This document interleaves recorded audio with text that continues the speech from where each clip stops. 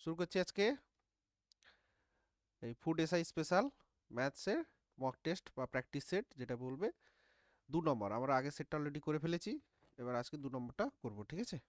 চলো দেখো প্রথম কোশ্চেনটা কি বলছে। একটি টাওয়ারের 1/3 কালো রং করা হলো, 1/3 অবশিষ্টের 5/11 লাল রং এবং বাকি অংশ সাদা রং করা হলো।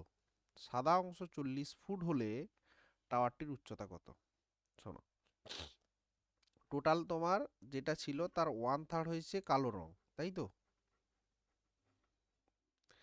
তাহলে বাকি ছিল কত? 2/3, তাই তো? 1/3 যদি কালো হয়, অবশিষ্টটা কত হবে? 2/3। এই অবশিষ্টের 5/11 লাল, তাহলে এই 2/3 তোমার 5/11 হচ্ছে লাল রং। অর্থাৎ কি হলো, 10/11 হচ্ছে তোমার লাল রং, ঠিক আছে? 10/11 হচ্ছে লাল রং। বাকি তাহলে সাদা অংশ কতটা হবে? সাদা রং, সরি সরি সরি সরি 33 হবে, 33। আচ্ছা, বাকি অংশটা তাহলে কত থাকবে? তাহলে 1/3 কালো, 10/33 লাল, তাহলে বাকিটা সাদা। এই সাদা অংশটা কতটা হবে সেটা আমরা কিভাবে পেতে পারি? একটা হচ্ছে 2/3 থেকে 1033 বিয়োগ করতে পারো, অথবা 1 থেকে 1/3 আর 1033 বিয়োগ করতে পারো। ওটা না করে তুমি জাস্ট, কারণ এইটা তো 2/3 এর মধ্যে এই পার্টটা হচ্ছে লাল, তাহলে বাকিটা সাদা কত হবে? 2/3 মাইনাস 10/33, নাকি? দ্যাট ইজ তোমার কত আসবে? 33, 22 আর 10 বিয়োগ হবে নাকি?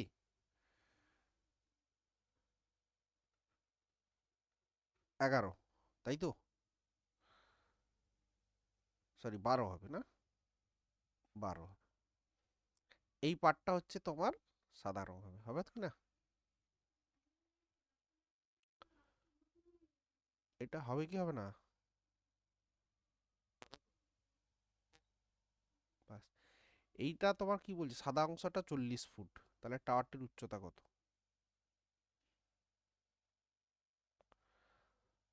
5/11 লাল রং, আমরা কি ভুল করেছি কোথাও?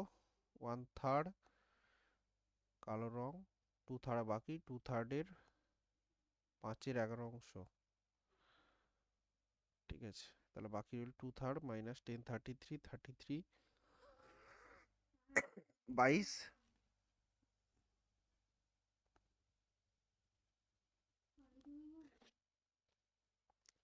হ্যাঁ, আমি পড়াচ্ছি এখন। হ্যাঁ হ্যাঁ, এবার তোমাকে এইটা হচ্ছে 33, এটা বিয়োগ করলে তোমার কত হচ্ছে? 22 থেকে 10, 12/33। এই অংশটা তোমার হচ্ছে সাদা, তাহলে তুমি বলতে পারো 12/33 এই অংশটা হচ্ছে তোমার 40 ফুট। তাহলে এক অংশ হচ্ছে কত হবে? 40/12 × 33, ঠিক আছে? 3, 11, 3, 4, তাহলে 4 আর 10, তাহলে কত হচ্ছে? 110 ফুট, হ্যাঁ কিনা বল? তাহলে টোটাল এক অংশ হচ্ছে 110 ফুট, 110 ফুট দাঁড়াবে। বোঝা গেল?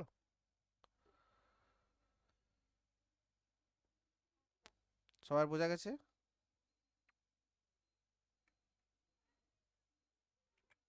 নেক্সট কোশ্চেন দেখো, বলছে পরপর ছটি পরপর অযুগ্ম সংখ্যার গড় হচ্ছে 80, তাহলে তোমার বৃহত্তম সংখ্যাটা কত?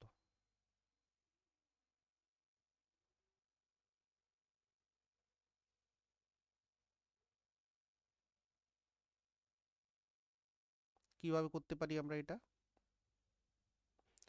পরপর 6টি অযুগ্ম সংখ্যার গড় হচ্ছে 80। যখনই এই ধরনের কোশ্চেন আসবে, এখানে কটা বলেছে? 6টা, অর্থাৎ জোড় সংখ্যা আছে তো। তাহলে 80 যদি হয় গড়, ঠিক আছে, এটা গড় বলা আছে, তাহলে এর পরের সংখ্যাটা কত হবে? বিজোড়, 81। আর এর আগেরটা কত হবে? 79, 79। তারপরেরটা কত দাঁড়াবে? 81, 83। তারপরেরটা কত আসবে? 85, তাই না? আর এর আগেরটা কত হবে? এর পরেরটা কত হবে? এর আগেরটা 79 এর আগেরটা 77, এর আগেরটা হচ্ছে 75। এই হচ্ছে অ্যাকচুয়ালি ছটা সংখ্যা তোমার দাঁড়াবে। এই পরপর ছটি বিজোড় সংখ্যার গড় করলে তোমার 80 দাঁড়াবে। তাহলে বড় সংখ্যাটা কত বলেছে? কত হবে? এগুলোর মধ্যে বড় কোনটা? 85। 85 মানে এটা কিভাবে হয় তোমার, পরপর তুমি নর্মালি একটা সংখ্যা ভাবো, ধরো ছোট ছোট সংখ্যা 1, 3, 5, 7, ঠিক আছে? এইটার যদি তুমি গড় বের করতে যাও, অ্যাভারেজ কি দাঁড়াবে? দেখো, 7 3 10, 5 15 কে 16, তাই না? 16 ডিভাইডেড বাই 4, দ্যাট ইজ 4। দেখো এই 3 আর 5-এর মধ্যবর্তী সংখ্যাটা হচ্ছে গড় দাঁড়াবে। অর্থাৎ এরকম পরপর যদি ছটা মানে জোড় সংখ্যা থাকে, এখানে জোড় সংখ্যাটা থাকে, তবে হচ্ছে এই যে অ্যাভারেজ যেটা বলা থাকে, যদি বলা থাকে আর কি, তার আগেরটা আর পরেরটা দিয়ে শুরু হবে, তারপরে পরপর তুমি বিজোড়গুলো লিখে যাও। জোড়ের ক্ষেত্রেও কিন্তু একই জিনিসটাই ঘটে, মানে এখানে অযুগ্ম না বলে যদি যুগ্ম সংখ্যার গড় বলতো, আবার এখানে ছটা না বলে যদি পাঁচটা বলতো, সেক্ষেত্রে গড়ই যেটা সেইটা হচ্ছে মিডিল নাম্বার হয়। মানে ধরো 135, এটার অ্যাভারেজ কিন্তু 3ই দাঁড়াবে। তাহলে 3-এর পরে 5, আগে 1। অর্থাৎ তুমি এইটা দেখে কিন্তু আনসার বের করে দিতে পারবে। আমি বুঝতে পারলাম কথাটা? তাহলে এখানে আনসার হবে আমার 85। ক্লিয়ার সবার?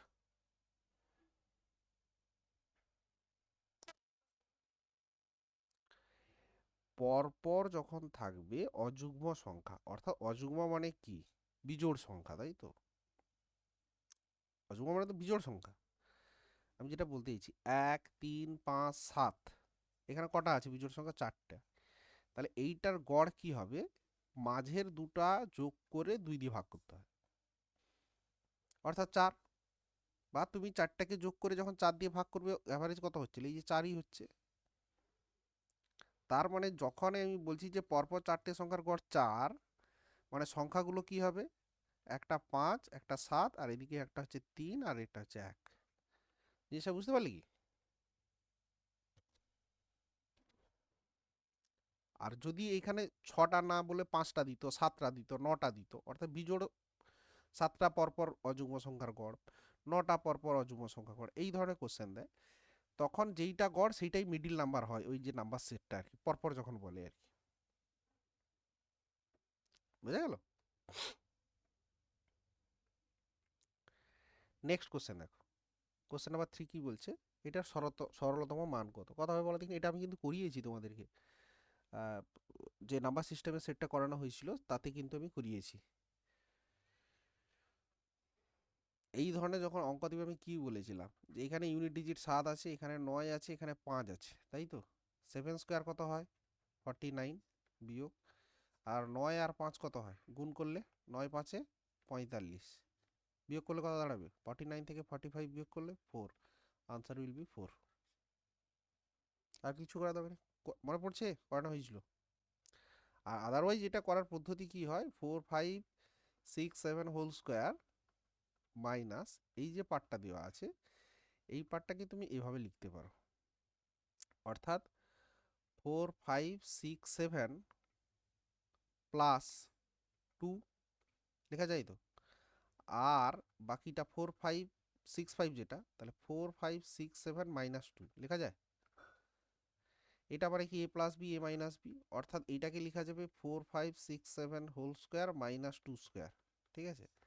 আর বাইরে একটা মাইনাস ছিল, এদিকে 4 5 6 7 এর whole square equal to 4 5 6 7 whole square minus 4 5 6 7 whole square minus minus plus 2 square. এটা কেটে যাবে, 2 স্কোয়ার ইকুয়াল টু 4 আসছে। সরি, ওই জন্য বলেছিলাম তুমি ইউনিট ডিজিটটাকে ক্যালকুলেশন করে দাও, সঠিক আনসারে পৌঁছে যাবে। এই টেকনিকটা করানো হয়েছিল, মনে পড়ছে নাম্বার সিস্টেমে? নেক্সট কোশ্চেন একদম একটা জলের মতন প্রশ্ন। কোনো একটা সংখ্যাকে প্রথমে 10% বাড়ানো হলো, তারপরে 10% কমানো হলো, সংখ্যাটি ওভারঅল কি হবে? 10% যেহেতু আছে, প্রথমে 10% বেড়েছে, তারপরে 10% কমেছে, দ্যাট ইজ 10 স্কোয়ার বাই 100, এটা কমবে, অর্থাৎ 1% তোমার ডিক্রিজ হবে। 1% কমবে, পার্সেন্টেজে করানো হয়েছে, মনে পড়ছে? নেক্সট কোশ্চেন দেখো, কোন ক্ষুদ্রতম পূর্ণবর্গ সংখ্যা এত এত দ্বারা বিভাজ্য? আগের দিনই একটা অঙ্ক করানো হয়েছিল, সেখানে কোন ক্ষুদ্রতম নয় 4 অঙ্কের বৃহত্তম পূর্ণবর্গ সংখ্যা দিয়েছিল যে এত দ্বারা বিভাজ্য হবে। অর্থাৎ যখনই বিভাজ্য থাকবে, এই যে এই সংখ্যাগুলো দ্বারা বিভাজ্য, সরি, বিভাজ্য করার অর্থ এইটার এলসিএম তোমাকে বের করতে হবে, এইটার লসাগু বের করা আগে। লসাগু কত হবে? 220, 16 আছে, এটা 20 আছে,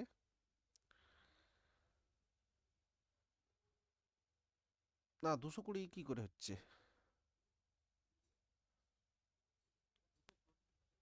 80, 80-তে আসবে না,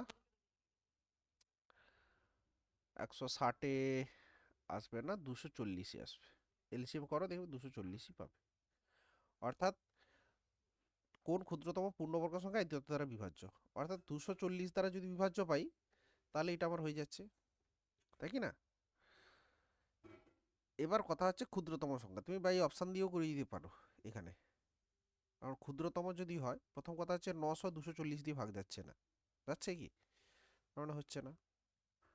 এরপরে 3600, দেখো 3600 ভাগ যায়, 3600 বাই 240, দেখো 12 দুগুণে 24, 12 তিনে 36, 2 15 30, ভাগ চলে যাচ্ছে, ভাগ যাচ্ছে তো, তার মানে 3600ই উত্তর হবে। বাকি 7200 চেক করলাম না কেন, 7200 তো বড় 3600 হচ্ছে, যদি 3600 না হতো তখন 7200 চেক করতাম, তার মানে এটাও হচ্ছে না, এটাও হচ্ছে না। তাহলে ক্ষুদ্রতম সংখ্যা হবে 3600, এবং 3600 পূর্ণবর্গ সংখ্যাও বটে, 60 স্কোয়ার হচ্ছে পূর্ণবর্গ সংখ্যা। ঠিক আছে।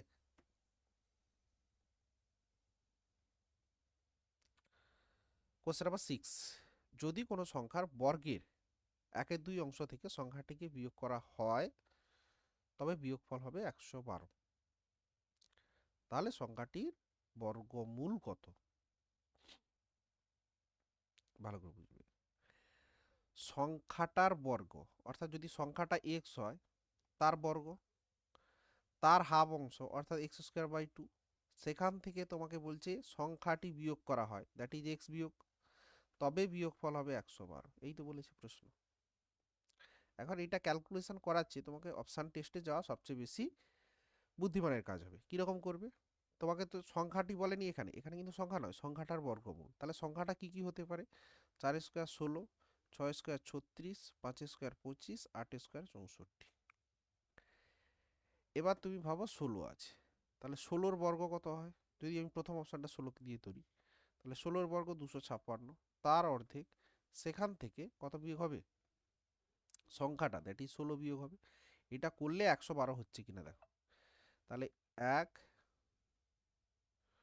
128 থেকে 16 বিয়োগ যাবে, এবার এটা থেকে তুমি বিয়োগ করো, দেখো 2 1 1 112 হচ্ছে,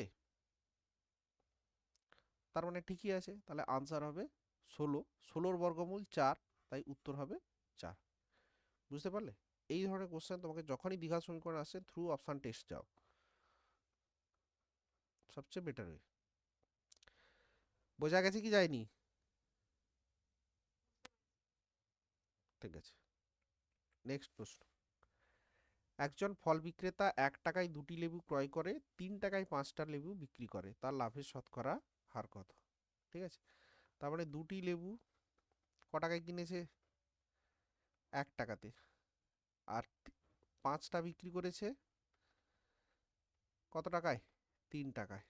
বাস, এটা কস্ট প্রাইসের জায়গায়, এটা সেলিং প্রাইসের জায়গায়। আমি তোমাকে বলেছিলাম যে সেলিং বা এই আর্টিকেলগুলোটাকে সেম করতে, সেম করলে কি আসবে?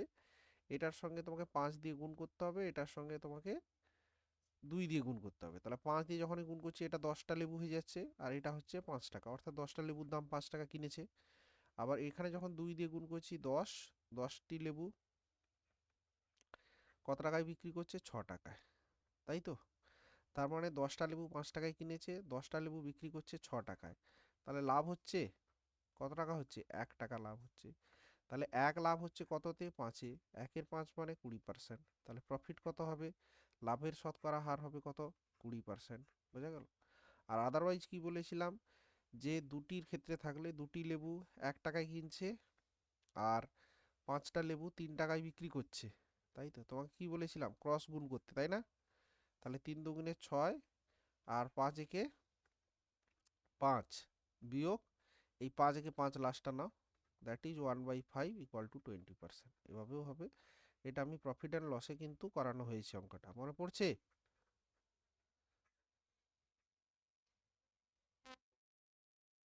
ঠিক আছে, নেক্সট কোশ্চেন। একটি পাখার ধার্য মূল্য 1500 টাকা, ধার্য মূল্যের উপর 20% ছাড় দেওয়া হয়। ক্রেতাকে আর কত ছাড় দিলে পাখাটির প্রকৃত মূল্য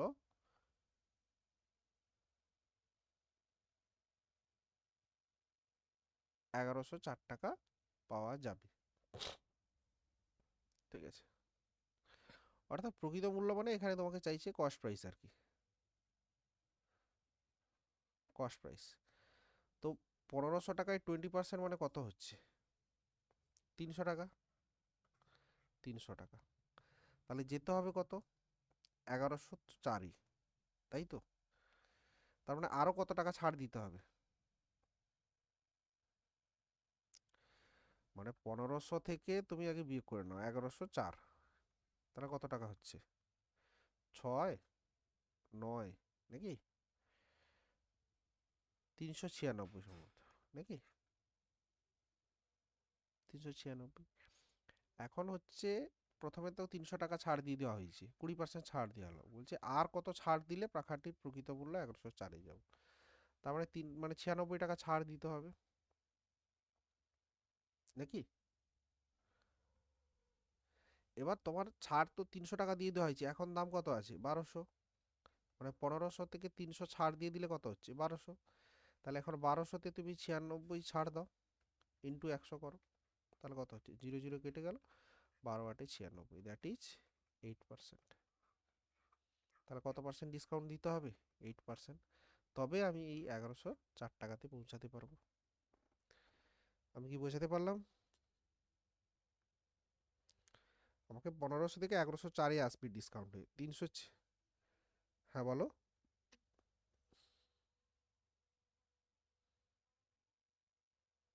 হুম, 20% ছাড় মানে 20% মানে তো 1/5, 1500-র 1/5 মানে তো 300, মানে 1200।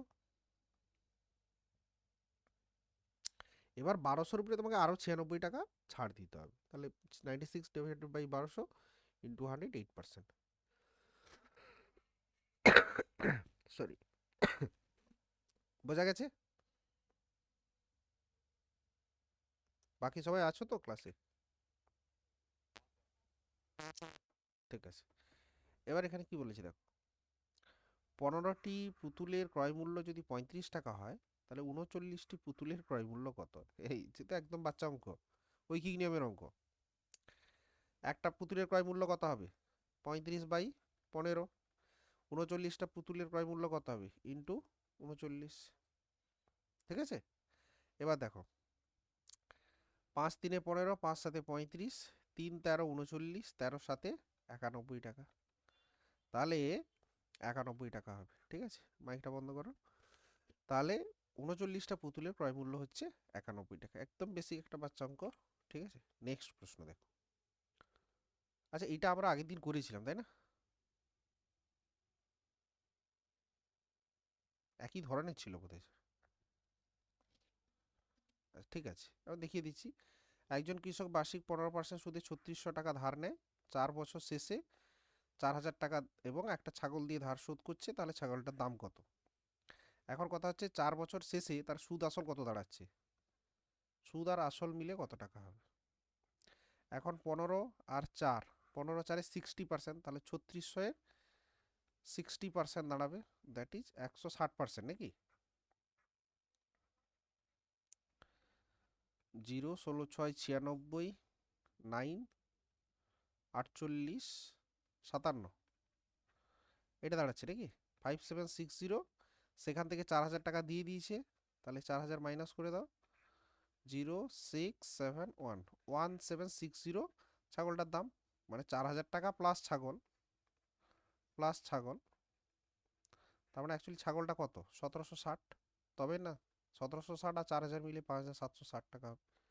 বোঝা গেছে? আগের দিনই করানো হয়েছিল অঙ্কটা, আগে সেটাই ছিল। নেক্সট প্রশ্ন দেখো। 12 জন ব্যক্তি 8 দিনে কোনো কাজ করতে পারেন। তারা কাজ শুরু করার 3 দিন পরে আরও 3 জন তাদের সঙ্গে যোগ দিলেন। কত দিনে বাকি কাজ শেষ হবে? শোনো ভালো করে। 12 জন লোক 8 দিনে শেষ করবে, তাই তো? কিন্তু কাজ শুরু করার পরে 3 দিন পরে আরও 3 জন যোগ দিয়েছে, তার মানে 3 দিন কাজ হয়ে গেছে। তাহলে 12 জন লোকের কত দিনের কাজ বাকি আছে? 5 দিনের। হ্যাঁ কি না বলো? 12 জন লোক তো 8 দিনে করবে, কিন্তু 3 দিন হয়ে গেছে। দ্যাট ইজ আর 5 দিনে 12 জন যদি করে তাহলে 5 দিনে শেষ করবে। এটা করতে পারবে, কিন্তু কি বলছে, এখন 3 জন আরো অ্যাড হয়েছে কার সঙ্গে? 12 জনের সঙ্গে। তাহলে এখন লোক সংখ্যা কত হয়েছে? 15। তাহলে কত দিনে শেষ হবে? D2টা বের করতে হবে। রুলটা মনে আছে তো? M1D1 সমান M2D2, টাইম অ্যান্ড ওয়ার্কের অঙ্ক। M1D1 সমান M2D2। তাহলে প্রথমে 12 জন লোক 5 দিনে করবে, তাহলে পরে 15 জন লোক কত দিনে করবে? 5 3 15, 3 4 12। তাহলে কত দিনে বাকি কাজটা শেষ হচ্ছে? 4 দিনে। 4 দিনে। কোথায় গেল 4? এই তো 4। বুঝতে পারলাম?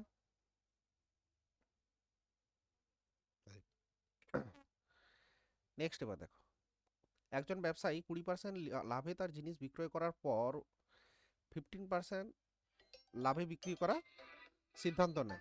15% লাভে বিক্রি করার সিদ্ধান্ত নেন ও এর ফলে তার সাপ্তাহিক বিক্রয় বাড়ে। এভাবে যদি তার আয় 53 হোল 1/3% বাড়ে, তবে তার সাপ্তাহিক বিক্রয় কত পার্সেন্ট বাড়ে? ভালো কোশ্চেন।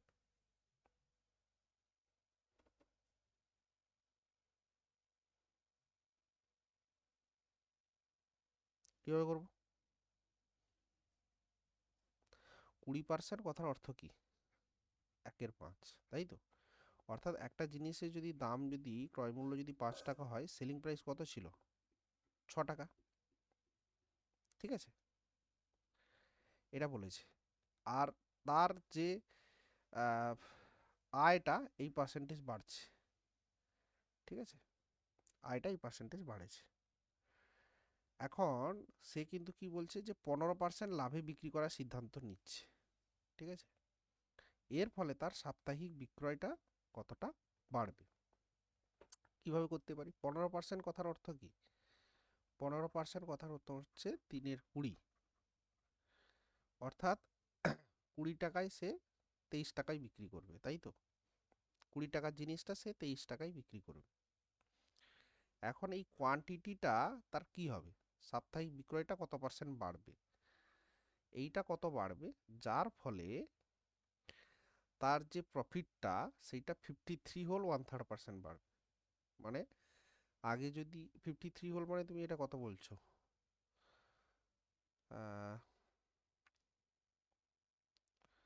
53কে এটাকে আমরা ফ্র্যাকশন করে লিখতে পারি 20% প্লাস 33 পূর্ণ 1/3%। Fraction split. 20% মানে 1/5, 33 পূর্ণ 1/3% মানে কত? 1/3। অর্থাৎ তোমার 5 3 15, 8/15, হ্যাঁ না? অর্থাৎ আগে যদি তার 15 টাকা ইনকাম হতো, এখন সেই ইনকামটা হয়ে যাবে কত? 23 টাকা।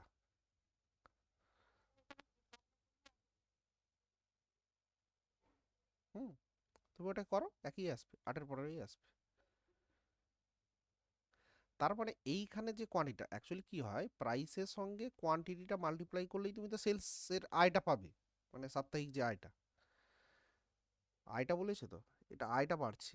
আয় মানে কি? ধরো তোমার বই বিক্রি করছো, ধরো 10 কপি বই বিক্রি করছো, 5 টাকা করে দাম।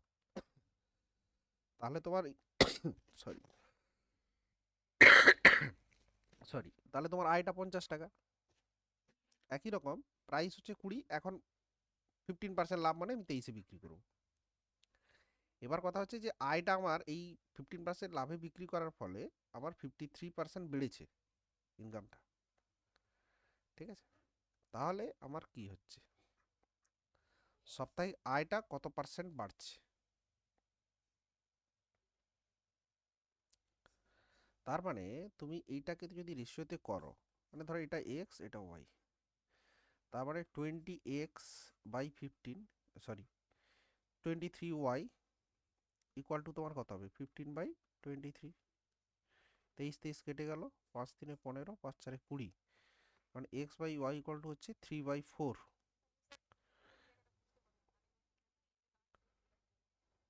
এটা, আরে প্রাইসের সঙ্গে কোয়ান্টিটিটা গুণ কোণ করলেই তো আমি ইনকামটা পাবো। তাহলে প্রাইস ইন্টু কোয়ান্টিটি সমান তো ইনকামের রেশিও। তো প্রাইস ইন্টু কোয়ান্টিটি 20x, এটা 23, এই দুটো রেশিওটাই তো 15:23 সঙ্গে সমান হবে। তাহলে 3:4, তাহলে কোয়ান্টিটি রেশিওটা কত হচ্ছে 3:4, তাহলে বেড়েছে কত, 1 বেড়েছে। কিন্তু এখানে তোমার তো আসছে না সাপ্তাহিক বিক্রয়টা কত বাড়ছে।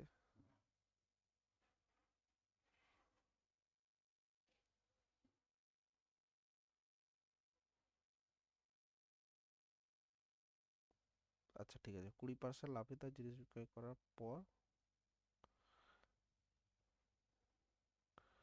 না না জিনিসটা বলতে চাইছি যে আগে 20% লাভে বিক্রি করতো, তারপরে 15% লাভে বিক্রি করার সিদ্ধান্ত নিয়েছে।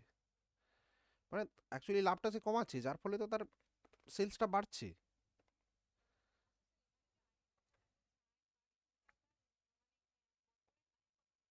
বছর হোক, মাসে হোক, একদিনে হোক, সেটা নিয়ে আমার কিছু সমস্যা নেই।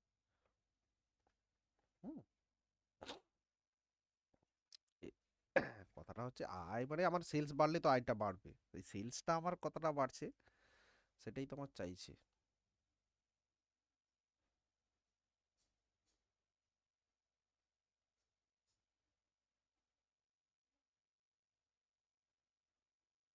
আচ্ছা এটাকে অ্যাকচুয়ালি আগেরটার সঙ্গে কম্পেয়ার যদি আমি করি, 20% লাভে বিক্রি করছে তো।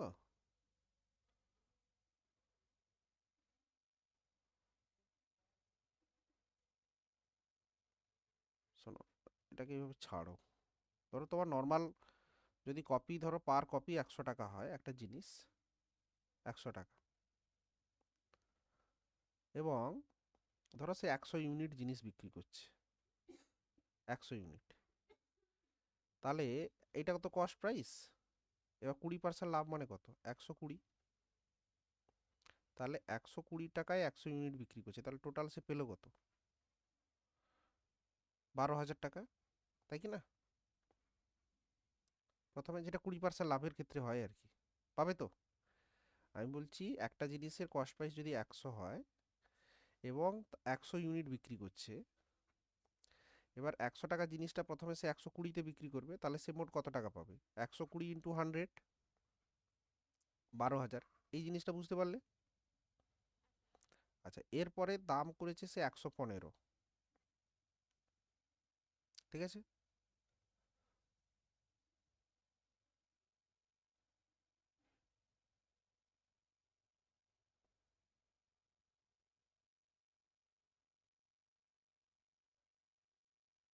115 টাকা সে কিন্তু দামটা করবে। আয়টা বেড়ে গেছে 53 হোল 1/3%। আচ্ছা, আগে তো আয় হতো 12,000 টাকা, আগে আয় হতো 12,000, তাহলে 12,000-এ 53 হোল 1/3% মানে কত হচ্ছে, 12,000 তার সঙ্গে 53 হোল 1/3% মানে 8-এর 15, নাকি, 15 8-এ 120।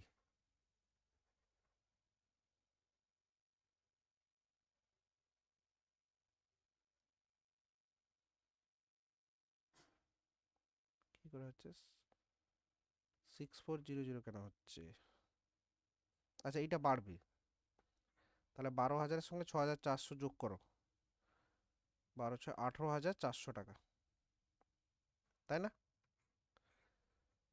যেটা 120-তে বিক্রি করছিল তার কত হচ্ছিল, 12,000 টাকা পাচ্ছিল।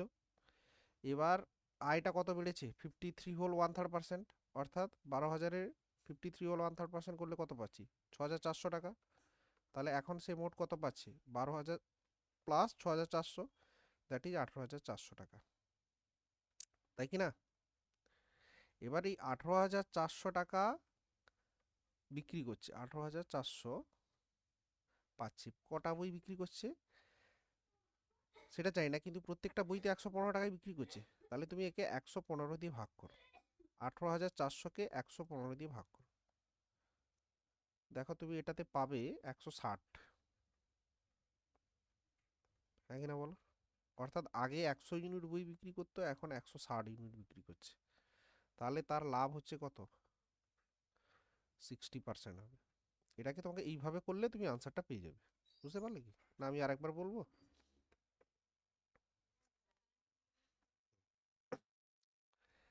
আমার কথা, যে আমার একটা বইয়ের দাম হচ্ছে 100 টাকা, ঠিক আছে, কস্ট প্রাইস। কিনেছে কতগুলো কপি কিনেছে? 100খানা কপি কিনেছে, 100 ইউনিট।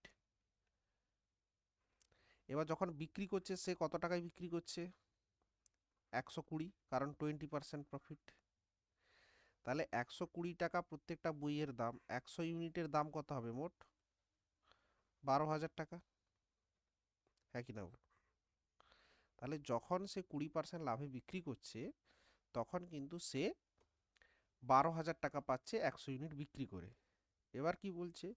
সে 15% লাভ করবে সিদ্ধান্ত নিয়েছে, অর্থাৎ জিনিসে কম লাভে কম দামে বিক্রি করবে, মানে 120 জায়গায় সে 115 টাকায় বিক্রি করবে এবার সিদ্ধান্ত নিয়েছে। তো এইটার ফলে তার কিন্তু আয় বেড়েছে 53.13%। এখন 53.13%-এর ভগ্নাংশ হয় 8-এর 15। তাহলে আগের যে আয়টা হতো তার 53.13%, অর্থাৎ 12,000-এর 8-এর 53.13% করলে হয় এইটারই 53 হোল 1/3% করলে কত পাচ্ছি আমরা? 6,400 পাচ্ছি তো। তাহলে মোট কত টাকা হচ্ছে এখন? 18,400 টাকা। অর্থাৎ বইয়ের দামটা যখন আমি 115 টাকা করছি, তখন আমি বিক্রি করে মোট পাচ্ছি 18,400 টাকা। তাহলে কত কপি বই বিক্রি করেছি? তাহলে মোট টাকা 18,400, তাকে প্রতিটা বইয়ের দাম দিয়ে ভাগ করো 115, তাহলে তুমি কত পাচ্ছ? 160 ইউনিট। অর্থাৎ আগে যেখানে আমি 100 ইউনিট বিক্রি করছিলাম, যখন বইয়ের দামটা 120 রেখেছিলাম, যখন আমি বইয়ের দামটা 115 করলাম, তখন কিন্তু আমি 160 ইউনিট বিক্রি করছি। অর্থাৎ আমার সেলসটা বেড়েছে, বিক্রয় বেড়েছে। তাহলে কত বেড়েছে? 100 ছিল, সেখান থেকে বেড়েছে 160। তাহলে 100-তে কত বেড়েছে? 60 বেড়েছে, অর্থাৎ 60%ই বেড়েছে। আমি বোঝাতে পারলাম এবার?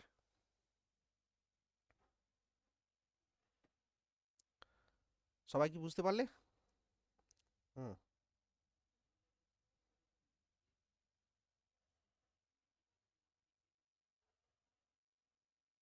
হুম। হুম।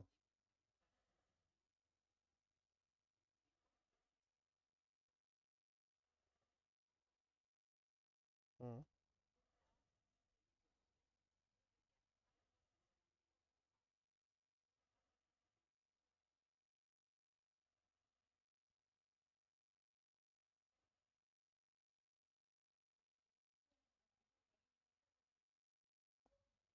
না, 8 আর 15টা কোথা থেকে বলছো?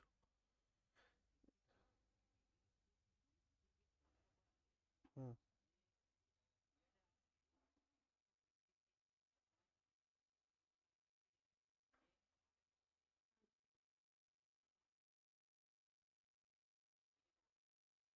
না, এখানে ইউনিটটা চাইছে তো।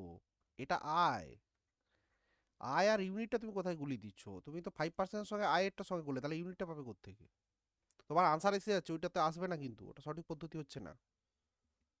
তুমি আনসার বেরিয়ে যেতে পারে, কিন্তু তোমার এইটাতে তোমার 8 আর 23, 8-এর 15 তো, অর্থাৎ 15 টাকা থেকে 23 টাকা, শোনো, 15 টাকা থেকে 23 টাকা হচ্ছে, আয়টা বাড়ছে।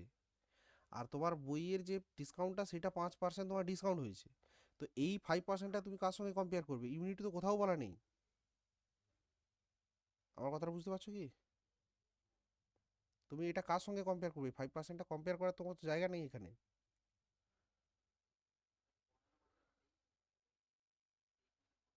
না, সেটা তো আয়।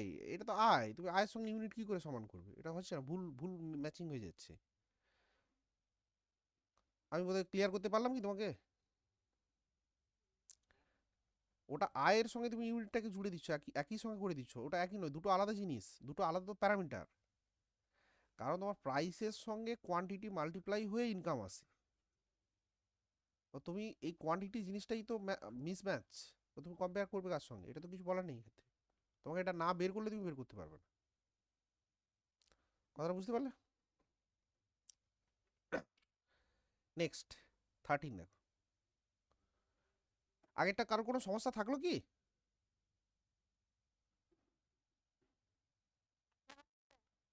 ঠিক আছে, পরে চলো। Question number 13। 13 কি বলছে, টাকায় 12টি করে কমলা লেবু বিক্রি করলে 4% ক্ষতি হয়, টাকায় কটি করে বিক্রি করলে 44% ক্ষতি হবে? আগের দিনই করানো হয়েছিল। 12 ইন্টু 4% লস, দ্যাট ইজ 96। কতগুলো বিক্রি করবো? 144 হবে নাকি? 12 12 144, 12 8 96, 8 আগের দিনই ছিল। সেম কোশ্চেন রিপিট হয়ে গেছে সম্ভবত, তাই না? আগে সেটে ছিল কি এটা, গত দিনের সেটে?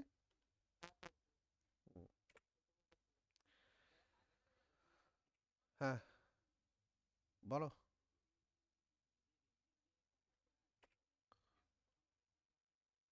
হুম।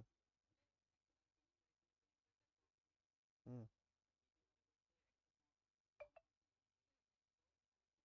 হুম। হুম। 5 কমেছে। হুম। হুম। হুম।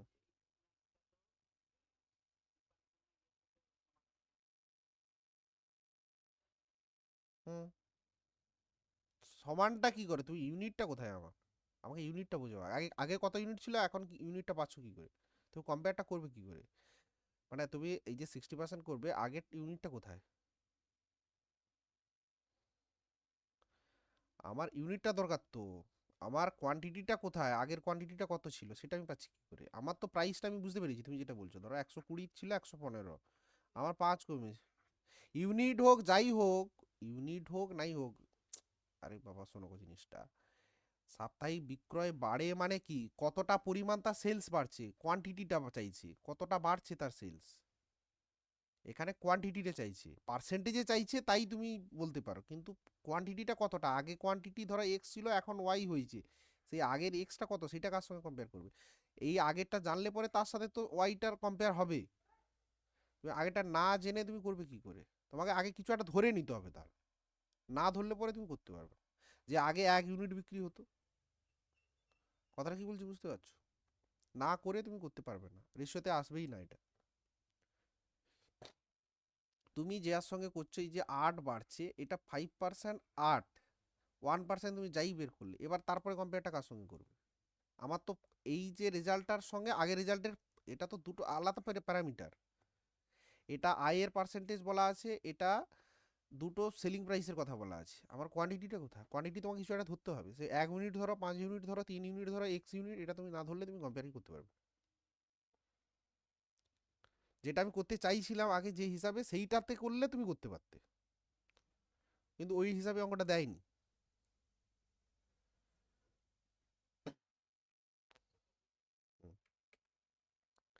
নেক্সট, 3% সুদে কোনো টাকা কত বছরে দ্বিগুণ হবে? দ্বিগুণ হবে কথা অর্থ কি?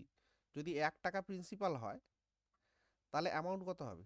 2 টাকা, তাই তো? দ্বিগুণ হবে মানে কি, 1 টাকাটা বেড়ে হবে 2 টাকা, মানে সুদে আসলে 2 টাকা হবে, তাহলে ইন্টারেস্ট কত পাবে? 1 টাকা, তাই তো?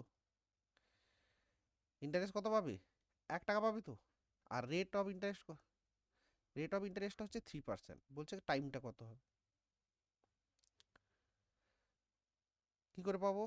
টাইম সমান কি হয়? SI simple interest 1 × 100 by principal, মানে 1 × 3, তাহলে কি দাঁড়াবে? কত হবে? 33 পূর্ণ 1/3 বছর। 33 পূর্ণ 1/3 বছর, ডি উত্তর হবে। ডি উত্তর হবে। বোঝা গেল? প্রিন্সিপাল 1 টাকা থেকে 2 টাকা হচ্ছে, ইন্টারেস্ট পাচ্ছি 1 টাকা, তাহলে 1 টাকা ইন্টারেস্ট 1 টাকাতে 3 বছরে, ভাগ করে দাও। নেক্সট কোশ্চেন 15 বলছে, এর আয় 20% বেশি, বি এর আয় এর থেকে কত কম? এ তো একদম ইজি অঙ্ক। 20% কথার অর্থ কি? 1/5। তাহলে এর আয় 20% বেশি কার চেয়ে? বি এর চেয়ে, তাহলে বি যদি 5 হয়, এ 1 বেশি, তাহলে এ কত? 6। তাহলে বি এর আয় এর থেকে কত কম? 1 কম। কততে? 6-এ। 1/6, 16 পূর্ণ 2/3%। 16 পূর্ণ 2/3%। করানো হয়েছে এই ধরনের অঙ্ক। নেক্সট, 8 জন বালকের মধ্যে প্রথম 7 জন গড়ে 360 নম্বর, শেষের 7 জন গড়ে 345 নম্বর পেল, প্রথম ও শেষ ছাত্রটির মধ্যে নম্বরের পার্থক্য কত? কিভাবে করতে পারি? টোটাল 8 জন,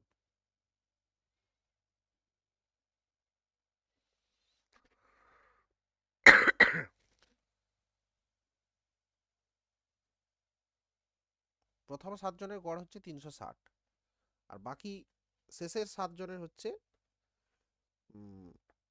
345। তাহলে প্রথম এবং শেষ ছাত্রটির গড় কত হবে?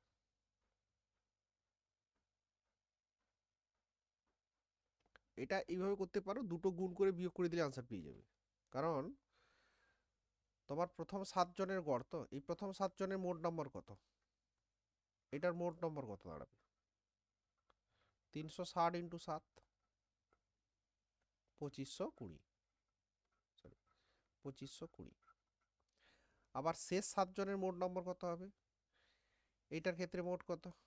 মোট হবে 345 ইন্টু 7, দ্যাট ইজ 2415। এই দুটোকে তুমি বিয়োগ করো, তাহলে 5, এটা কত আসছে? 0, 1, 105। এটাই হবে তোমার প্রথম ছাত্র এবং শেষ ছাত্রের নম্বরের পার্থক্য। কারণ টোটাল 8 জন, তো ধরো A B C D E F G H, তাই তো? প্রথম 7 জন যখন নিচ্ছ জি পর্যন্ত যাচ্ছ, তাই না? আবার শেষ 7 জন মানে বি থেকে নিচ্ছ, অর্থাৎ প্রথম গুণফলটাই B C D E F থাকছে, দ্বিতীয়টাই B C D E F G থাকছে, অর্থাৎ এই পার্টটা কেটে যাবে যখন এই দুটো বিয়োগ করবে, শুধু পড়ে থাকবে এ আর এইচ। এটাই তো প্রথম আর শেষের মধ্যে পার্থক্য। দুটো গুণ করে বিয়োগ করে দাও, ঠিক আছে? Next question, time speed and ডিস্টেন্সের অঙ্ক। একটি পথের 1/3 25 ঘন্টায়, ঘন্টায় 25 কিমি বেগে, 1/4 30 কিমি বেগে, বাকি পথ ঘন্টায় 50 কিমি বেগে গেলে গড় গতিবেগ কত হবে? গড় গতিবেগ কথার অর্থ কি? গড় গতি, যে মোট দূরত্ব, সরি, মোট দূরত্ব বাই মোট সময়, তাই তো? এখন এখানে তো সময়ের কথা বলা নেই, তাহলে সময়কে যখন আমরা পাবো কি করে? দূরত্বকে যখন স্পিড দিয়ে ভাগ করব, টাইম সমান কি হয়? Distance by speed. এই ক্ষেত্রে তুমি কি করবে? ডিস্টেন্সটাকে ধরে নাও। ডিস্টেন্সটা কি ধরবে? এই 3 আর 4, এদের এলসিএম করো, লসাগু। তুমি ভাবো যে 12 কিলোমিটার, ঠিক আছে? 12 কিলোমিটার। তাহলে প্রথম 1/3 মানে কত হবে? 4 কিলোমিটার। কত স্পিডে গেছে? 25 কিলোমিটার/আওয়ার স্পিডে গেছে।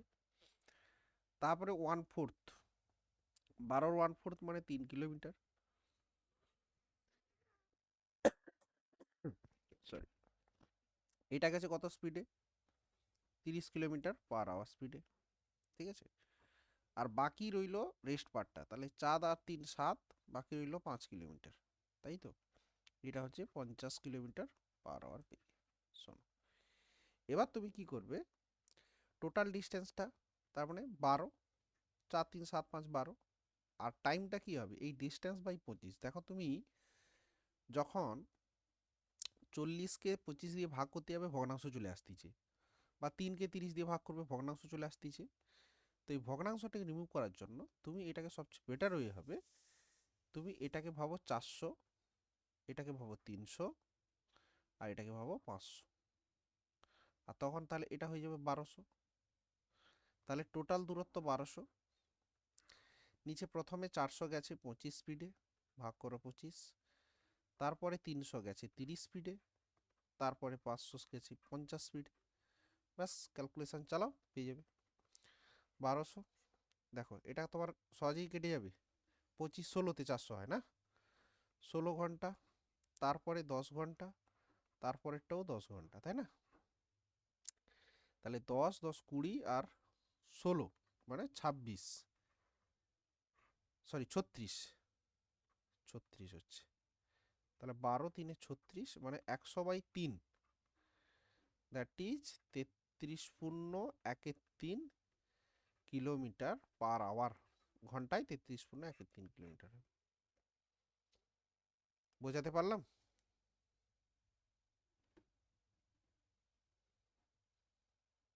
কারো কোনো ডাউট? ডাউট নেই, চলো। হ্যাঁ বলো।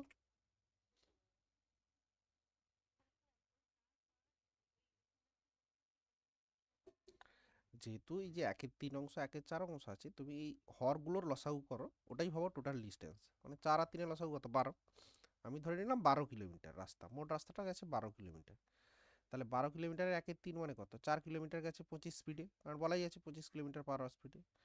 তারপরে বলছে 1/4, অর্থাৎ 12 কিলোমিটারের 1/4, অর্থাৎ 3 কিলোমিটার গেছে 30 কিলোমিটার পার আওয়ার বেগে। আর বাকি পথটা দ্যাট ইজ 5 কিলোমিটার, এটা গেছে 50 কিলোমিটার পার আওয়ারে। এখন তুমি যখন এই 4-এর 25, 3-এর 30, 5-এর 10 ভগ্নাংশ হতো কি না? ভগ্নাংশ হয়ে যেত, পুরো কাটাকাটি হতো না।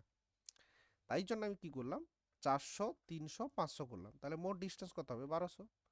তাহলে 1200 দিয়ে ক্যালকুলেশন করলাম, আমার ভগ্নাংশটা আর এলো না। বুঝতে পারলে কি? ব্যাস 33.13 কিলোমিটার পার আওয়ার হয়ে যাবে। দেখো 18 কি বলছে, একবার বাস যাত্রা থেকে আয় হলো 100 টাকা, ভাড়া 50% বাড়লো, কিন্তু যাত্রীর সংখ্যা 20% কমলো। এখন প্রতিবার যাত্রার জন্য আয় কত হবে? আয় কি হচ্ছিল? একটা যাত্রাতে তার 100 টাকা আয় হচ্ছিল, মানে এটা ইনকাম। তাহলে এখন বলছি ইনকামটা করতে হবে। ভাড়া কি বলেছে? 50% বেড়েছে। 50% কথার অর্থ 1/2, নাকি? অর্থাৎ ভাড়া যেটা, সেটা 2 টাকা ছিল, তাতে 1 টাকা বেড়েছে, হয়েছে কত? 3 টাকা। এটা কি বেড়েছে? ভাড়া। আর ভাড়া বেড়ে যাওয়ার ফলে কি হয়েছে? যাত্রীর সংখ্যা 20% কমেছে। 20% মানে 1/5। অর্থাৎ যাত্রী আগে যদি 5 জন যেত, এখন 1 জন কমে গেছে, অর্থাৎ 4 জন যাচ্ছে। তাহলে ইনকাম কত হচ্ছে? গুণ করা, ভাড়ার সঙ্গে যাত্রী গুণ করলেই তো ইনকামটা পাবো। তাহলে 5 দুগুণে 10, 4 3-এ 12। আর এই 10-এর ভ্যালুটাই দেখো কোশ্চেনে বলা আছে 100 টাকা হতো। আগে 100 টাকা পেতো, দ্যাট ইজ 100। তাহলে 10-এর সঙ্গে 10 গুণ করলে পাচ্ছি 100। তাহলে 12-র ভ্যালু এখন আয় কত হচ্ছে? ইন্টু 10, 120। ঠিক আছে? তাহলে এখন ইনকাম কত হচ্ছে? একটা ট্রিপের জন্য 120 টাকা। তাহলে এখন প্রতিবার যাত্রার জন্য আয় হবে 120 টাকা। বুঝতে পারলাম?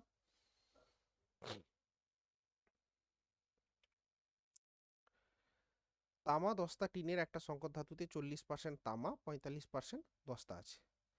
120 কেজি সংকর ধাতুতে টিনের পরিমাণ কত? এটা একদমই সহজ। শোনো, তামা আছে কত পার্সেন্ট?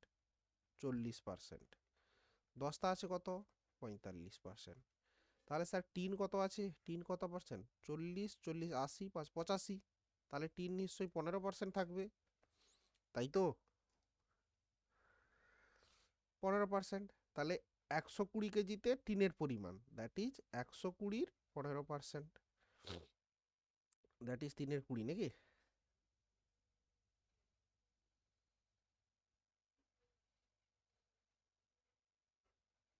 18 কেজি। কত হবে? 18 কেজি। ক্লিয়ার হলো? দেখো, একটা ঝুড়িতে 300টা আম ছিল, 225টা আম বিতরণ করা হলো। তাহলে ঝুড়িতে শতকরা কত আম পড়ে রইল? কত? আনসার বলো তোমরা, এটা বলো। 300 ছিল, 225টা বিক্রি হয়ে গেছে, মানে বিতরণ করা হয়ে গেছে, তাহলে পড়ে রয়েছে কটা? 75টা। 300-তে 75 পড়ে আছে, 100-তে কত? 25%। মুখে মুখে উত্তর হবে তো? 25% উত্তর হবে। বোঝা গেল? এ বি সি একসঙ্গে একটা ব্যবসা শুরু করলো, তাদের মূলধন যথাক্রমে 2500, 3000, 3500। বছর শেষে 7200 টাকা লাভ হয়। তাহলে এ কত টাকা পাবে? তাহলে মূলধনের অনুপাত কত? এ বি সি 2500, 3000, 3500। শূন্যগুলো কেটে দাও, অনুপাত কত দাঁড়াচ্ছে? 5 5-এ 25, 5 6-এ 30, 5 7-এ 35। এটা লাভের অনুপাত। তাহলে মোট লাভ কত আছে? 7 6 13, 13 5-এ 18, এই 18 ভ্যালুটাই কোশ্চেনে বলা আছে, দেখো 7200 টাকা। কত টাকা? 7200 টাকা। তাহলে বলছে এ কত পাবে, তাহলে এ মানে কত, 5 পাবে ইন্টু 400, তাহলে 2000 টাকা। তাহলে এ কত পাবে? 2000 টাকা। Answer will B A. ঠিক আছে, এটাও ছিল না? আচ্ছা ঠিক আছে, দু একটা কোশ্চেন রিপিট আছে। এবারে অঙ্কটা দেখো, 5 বছরে আসল এবং সুদের অনুপাত 10:3 হলে সুদের হার কত? অর্থাৎ এইটা প্রিন্সিপাল আসল আর এইটা ইন্টারেস্ট, তাহলে সুদের হার কত হবে?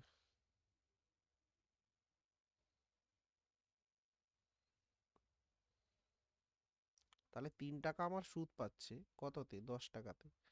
কত বছর ধরে? 5 বছরে। ইন্টু 100 করে দাও, 6%। ঠিক আছে,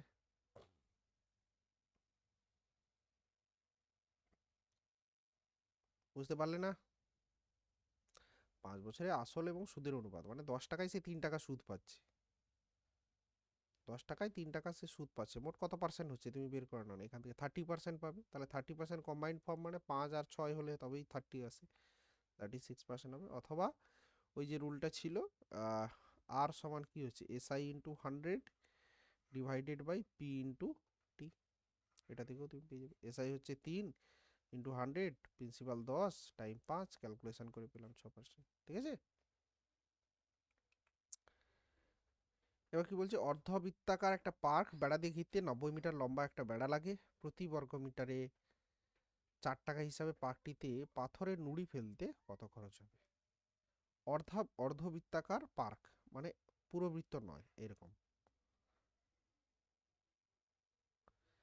ধরো এইটা হচ্ছে সেন্টার, এটা কি রেডিয়াস আর,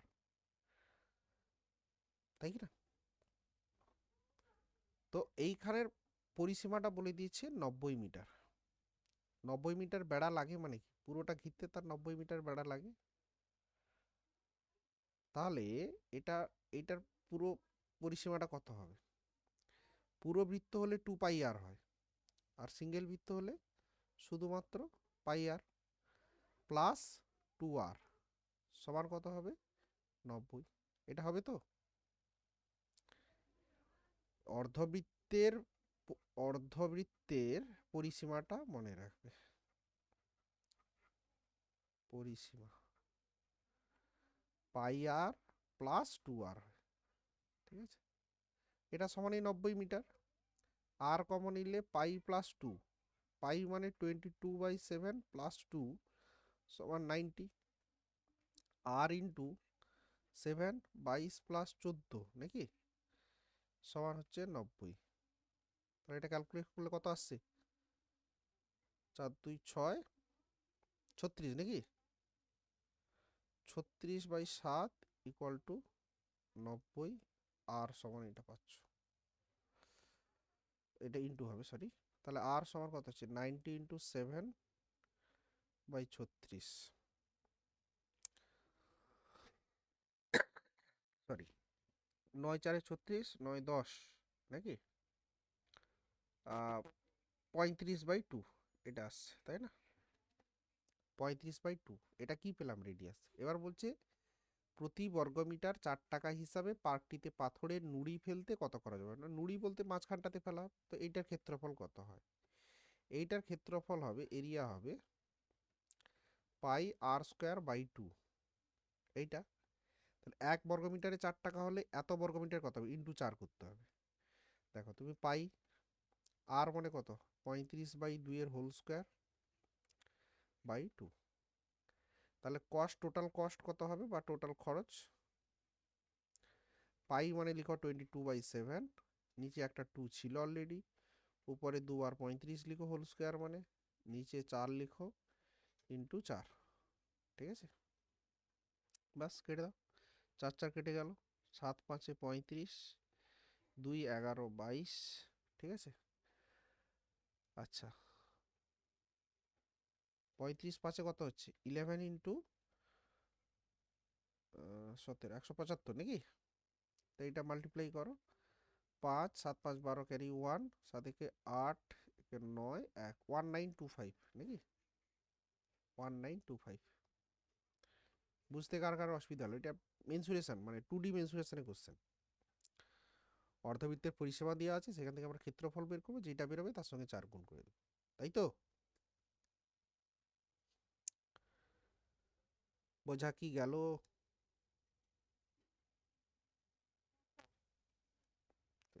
নেক্সট দেখো, 1550 টাকাকে 2 ভাগে 5% এবং 8% সুদের হারে ধার দেওয়া হলো। 3 বছরে প্রাপ্ত মোট সুদের পরিমাণ 300 টাকা। তাহলে প্রাপ্ত সুদের অনুপাত কত?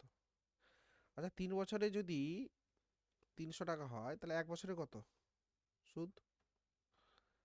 100 টাকা। তাহলে 100 টাকা সুদ পায়, মোট তো 1550-এর উপরে, পার্সেন্টেজ করলে কত হবে? ইন্টু 100। কোনটা সুবিধাজনক আসবে না, তাও বের করো। জিরো কাটো। 5 দুগুণে 10, 5 তিনে 15, 5 200/31%। এটা হচ্ছে ওভারঅল পার্সেন্টেজ। প্রথম ভাগে 5% দিয়েছিল, দ্বিতীয় ভাগে 8%, আর ওভারঅল পাচ্ছি 200/31%। এটাকে অ্যালিগেশন করব। অ্যালিগেশন করার আগে 31 দিয়ে সবকটাকে গুণ করো। 31 দিয়ে গুণ করলে 31 5-এ 5 একে 5, 5 3-এ 15, 155%। 8 একে 8, 8 3-এ 24 নাকি? আর ওভারঅল হচ্ছে 200%। এবার তুমি অ্যালিগেশন করে দাও, সুন্দর বেরিয়ে যাবে। তাহলে 200 থেকে 48 বিয়োগ মানে 48, আর এটা হচ্ছে 155 মানে 45 নাকি? ক্যালকুলেট করো। 3 15 45, 3 16 48, 16, অর্থাৎ যে টাকা ভাগে রেখেছিল 16:15 ভাগে রেখেছিল। তাহলে টোটাল কত হচ্ছে? 31। এই 31-এর ভ্যালুটা কার সঙ্গে সমান হবে? 155, তাই তো? তাহলে 31-এর সঙ্গে যদি আমরা 5 গুণ করি, তবে আমরা পাই 50 গুণ করলে 1550, তাই তো? তোমাকে বলেছিল প্রাপ্ত সুদের অনুপাত কত। ও হো, সরি, এখানে তো সুদের অনুপাত চাইছে। সুদের অনুপাত তো আমার এখানে করারই দরকার ছিল না, সময় একই তো, সময়টা তো 3 বছর। তাই 2 ভাগে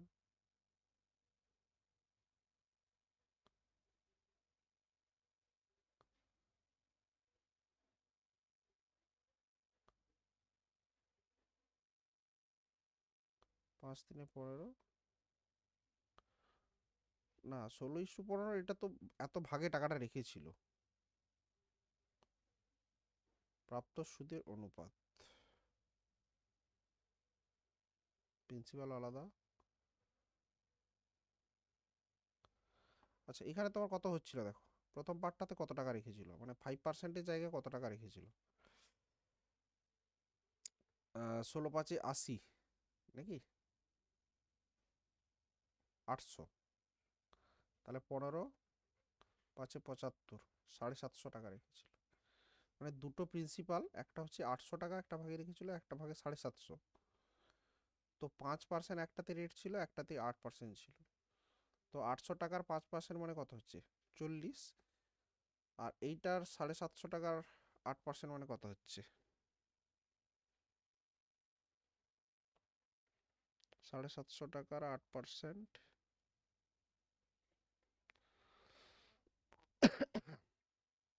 5 15 75, 5 দুনে 10, 2 4-এ 15 4-এ 60 টাকা হচ্ছে। ঠিক আছে, তাহলে প্রাপ্ত সুদের অনুপাত হবে অ্যাকচুয়ালি 4:6। হুম, তাই না? 4:6 আসবে।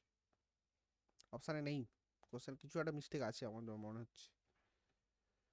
আর যদি বলতো যে কত কি অনুপাতে টাকা রেখেছিল, মানে এই যে দুই ভাগটা যদি বলতো, সেই অনুপাতটা তোমার 16:15 হতো। মানে 5%-এ কত টাকা আর 8%-এ কত টাকা রেখেছে এই 1550 টাকার মধ্যে, সেক্ষেত্রে আনসার হলে 16:15 হতো। কিন্তু যেহেতু সুদের অনুপাত চাইছে, সেক্ষেত্রে আনসার 4:6 হবে। ক্যালকুলেশনটা কি বুঝতে পারলে? যাদের সিম্পল ইন্টারেস্ট পড়ানো হয়েছে তারা কিন্তু বুঝতে পারবে, এই টেকনিকটা করানো হয়েছিল যে 5% সুদের হারে কত টাকা রেখেছে বা 8% সুদের হারে কত টাকা রেখেছিল, এইরকম অঙ্ক কিন্তু তোমাদের কোশ্চেন সেটে দেওয়া আছে। মানে কি পড়ছে না কিছুই?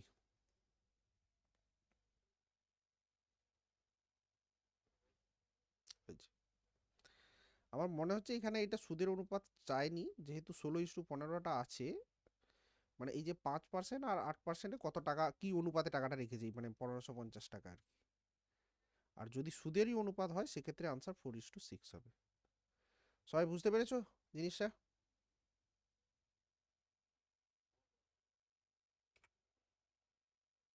এটা খুব ফেমাস প্রবলেম। একটি কুকুর একটি খরগোশকে ধরার জন্য তাড়া করলো। কুকুরটি যে সময় 4 বার লাফায়, খরগোশটি সে সময় 5 বার লাফায়, কিন্তু কুকুরটি 3 লাফে যতটা যায়, খরগোশটি 4 লাফে তত দূর যায়। উভয়ের গতিবেগের অনুপাত কত? প্রথমে কে আছে? কুকুর, আর এটা হচ্ছে খরগোশ। তো যে সময় 4 বার লাফাচ্ছে কুকুরটা, সেই সময় খরগোশটা কতবার? 5 বার। আর কুকুরটা 3 লাফ, খরগোশটার 4 লাফের সমান। তাহলে উভয়ের গতিবেগের অনুপাত কত হবে? ক্রস মাল্টিপ্লাই করতে বলেছিলাম তো। 4×4=16, 5×3=15। করানো হয়েছে কি? টাইম স্পিড ডিস্টেন্স যাদের করানো হয়েছে তারা তো করে থাকবে। 16:15। আর যাদের হয়নি তারা এইভাবে করবে, মনে রাখবে টেকনিকটা করে নেবে, তোমাদের তো করানো হবে। এই টেকনিকটা ক্রস সে গুণ হবে, ঠিক আছে? হুম। 23-এর অঙ্কটা এখানে ছিল।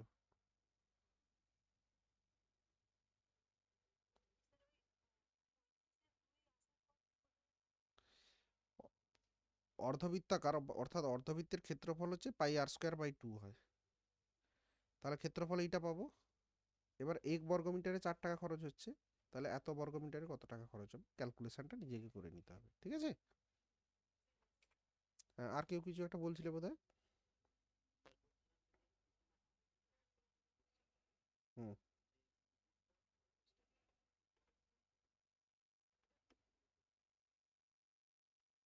কুকুরটা কতক্ষণ পরে? বের করা যাবে না উত্তর, এখান থেকে বের করতে পারবে না, কারণ তার জন্য ডেটা শর্ট, ডেটা ইনসাফিসিয়েন্ট। কোশ্চেনের ডেটা, তাহলে তুমি সেখানে একটা কিছু ডেটা ছিল যেটার সঙ্গে কম্পেয়ার করা যাবে, আদারওয়াইজ তুমি করতে পারবে না। কারণ এখানে দুটো সবকটাই তো নর্মাল রেশিও, সেখানে তুমি কি করে বের করবে? দুটোই তো অনুপাতে দেওয়া আছে সবকটাই, তুমি এখানে না ডিস্টেন্স জানো, না কারো টাইম জানো, না জানো কিছু স্পিড, কারোর সাথে কারোর না যদি আমি স্পিড পাই সেক্ষেত্রে করতে পারবো না, ঠিক আছে? ডেটা ইনসাফিসিয়েন্ট এই অঙ্কের ক্ষেত্রে যদি বলা হয় যে কতক্ষণ পরে ধরবে, সিম্পলি আনসার হবে ডেটা ইনসাফিসিয়েন্ট। আদারওয়াইজ ডেটা সঠিক বলো, তাহলে আমি বলে দিচ্ছি। নেক্সট কোশ্চেন, পিতা ও পুত্রের বয়সের অনুপাত 7:2। 5 বছর পরে ওই অনুপাত 8:3 হলে, সরি, 8:3 হলে পিতা পুত্রের বর্তমান বয়স কত? কি ধরনের কোশ্চেন? পিতা পুত্রের বর্তমান বয়স তো বলে দিই, বয়সের অনুপাত এইটা, মানে তো বর্তমানই। আচ্ছা, বয়সটা কত চাইছে, সরি। তো বর্তমান বয়স 7:2, 7:2, এটা বর্তমান বয়স। আচ্ছা, 5 বছর পরে কত হচ্ছে? 8:3। বাড়ছে কত? 1 বেড়েছে। এখানেও 1 বেড়েছে, তাহলে একের ভ্যালুটা কার সঙ্গে সমান? 5 বছর, তাই না? তাহলে 7-এর ভ্যালু কত? 35 বছর। 2-এর ভ্যালু 10 বছর। উত্তর হয়ে যাবে 35 এবং 10। এর থেকে আর সহজ অঙ্ক পাবে?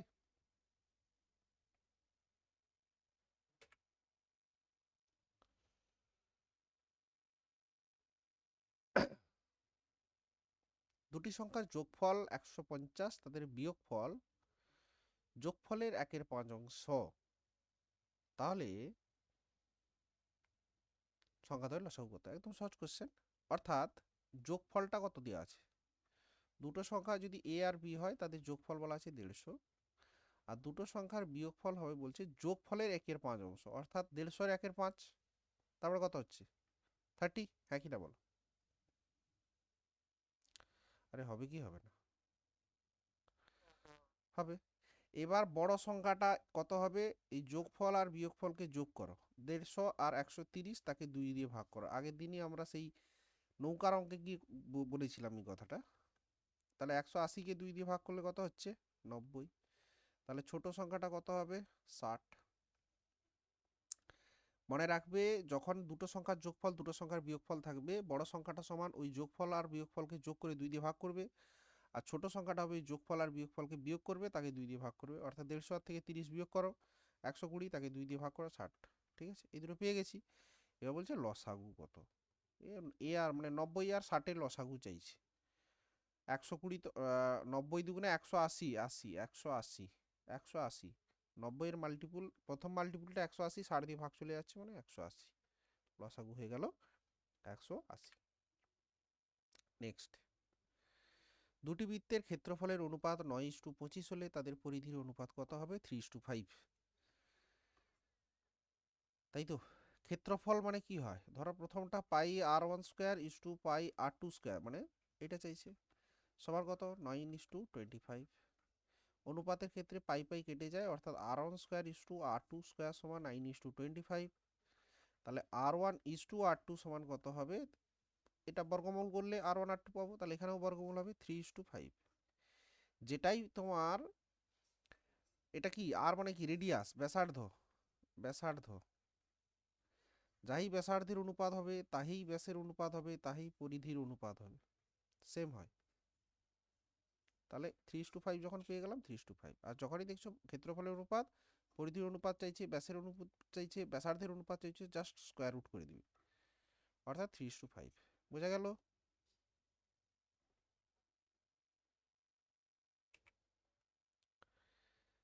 নেক্সট কোশ্চেন কি বলেছে? দুটি সংখ্যার অনুপাত এত, সংখ্যা দুটির বর্গের সমষ্টি 625। তাহলে একটা সংখ্যা যদি 3x হয় আর একটা সংখ্যা আছে 4x, তাহলে বর্গের সমষ্টি that is 9x square 16x square, দুটো যোগ করো, তাহলে কত হচ্ছে? 25x square equal two 625। X square equal two কত হচ্ছে? 25। X equal to 5। সংখ্যা দুটি কত কত? 5 3 15, 5 4 20। তাহলে আনসার হবে 15 এবং 20। বোঝা গেছে? 30। একটি বাক্সে টাকা, আধুলি, সিকির অনুপাত এত, বাক্সে মোট এত টাকা থাকলে মুদ্রা আছে কতগুলো? টোটাল মুদ্রা কতগুলো আছে? কি কি আছে? বাক্সে 1 টাকা আছে, আধুলি মানে 50 পয়সা, সিকি মানে 25 পয়সা, তাই তো? তাদের সংখ্যার অনুপাত 1:2:4। এটা কি? সংখ্যার অনুপাত। আর তোমাকে বলা আছে বাক্সে মোট 393 টাকা আছে, অর্থাৎ ভ্যালু বলা আছে। তাহলে সংখ্যা রেশিও থেকে, কয়েন রেশিও থেকে ভ্যালু রেশিও যেতে কি করতে হবে? তাহলে 1 টাকার সংখ্যা যদি একটা হয়, তাহলে এর ভ্যালুটা কত হবে? 1। হ্যাঁ কিনা বলো? 50 পয়সার কয়েন যদি দুখানা থাকে, এর ভ্যালু কত? 1। আর 25 পয়সার কয়েন যদি 4টা থাকে, এর ভ্যালু কত? সেও 1 টাকা। অর্থাৎ ভ্যালু রেশিও 1 1 1। তাহলে মোট ভ্যালু কত? 3। 3-এর ভ্যালুই কোশ্চেনে বলা আছে 393 টাকা। তাহলে 1-এর ভ্যালু কত? 131 টাকা। অর্থাৎ 1 টাকার কয়েনও 131 টাকা আছে, 50 পয়সার কয়েনও 131 টাকা আছে, আর 25 পয়সার কয়েনও 131 টাকা আছে। ঠিক আছে? এখন এটা কি? ভ্যালু। তো 131 টাকা হতে গেলে কতগুলো 1 টাকার কয়েন লাগবে? 131 খানাই কয়েন লাগবে। 50 পয়সাগুলো যোগ করে 131 হচ্ছে, তাহলে এর টোটাল কয়েন কত হবে? 2 গুণ করতে হবে, কারণ দুখানা কয়েন মিলে 1 টাকা হয়। তাহলে 131 টাকা হতে গেলে 262 খানা কয়েন দরকার। হ্যাঁ কি না বলো? একই রকমের 25 পয়সাগুলোকে মোট যোগ করলে 131 টাকা পাচ্ছি, অর্থাৎ 4টা 25 পয়সার কয়েন মিলে 1 টাকা হয়। তাহলে 131 টাকা হতে গেলে কতগুলো 25 পয়সার কয়েন প্রয়োজন? ইন্টু 4। 4 1 যা 4, 4 3 যা 12, ক্যারি 1, 4 1 যা 4, 5, 524। তাহলে মোট কয়েন কত পাবে? তুমি সব কটাকে যোগ করে দাও। 4 2 6 1 7, 917 হচ্ছে সম্ভবত। 6 2 8, 8 3 11, ক্যারি 1, 5 1 6, 2 8 1 9। টোটাল কয়েন আছে 917 খানা। এই ধরনের অঙ্ক কিন্তু তোমাদেরকে আমি করিয়েছি রেশিও প্রপোর্শনে। বোঝা কি গেছে নাকি একেবারেই বোঝা যায়নি?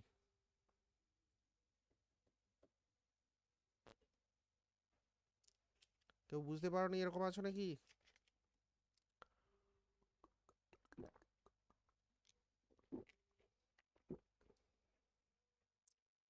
বোঝা গেছে তো?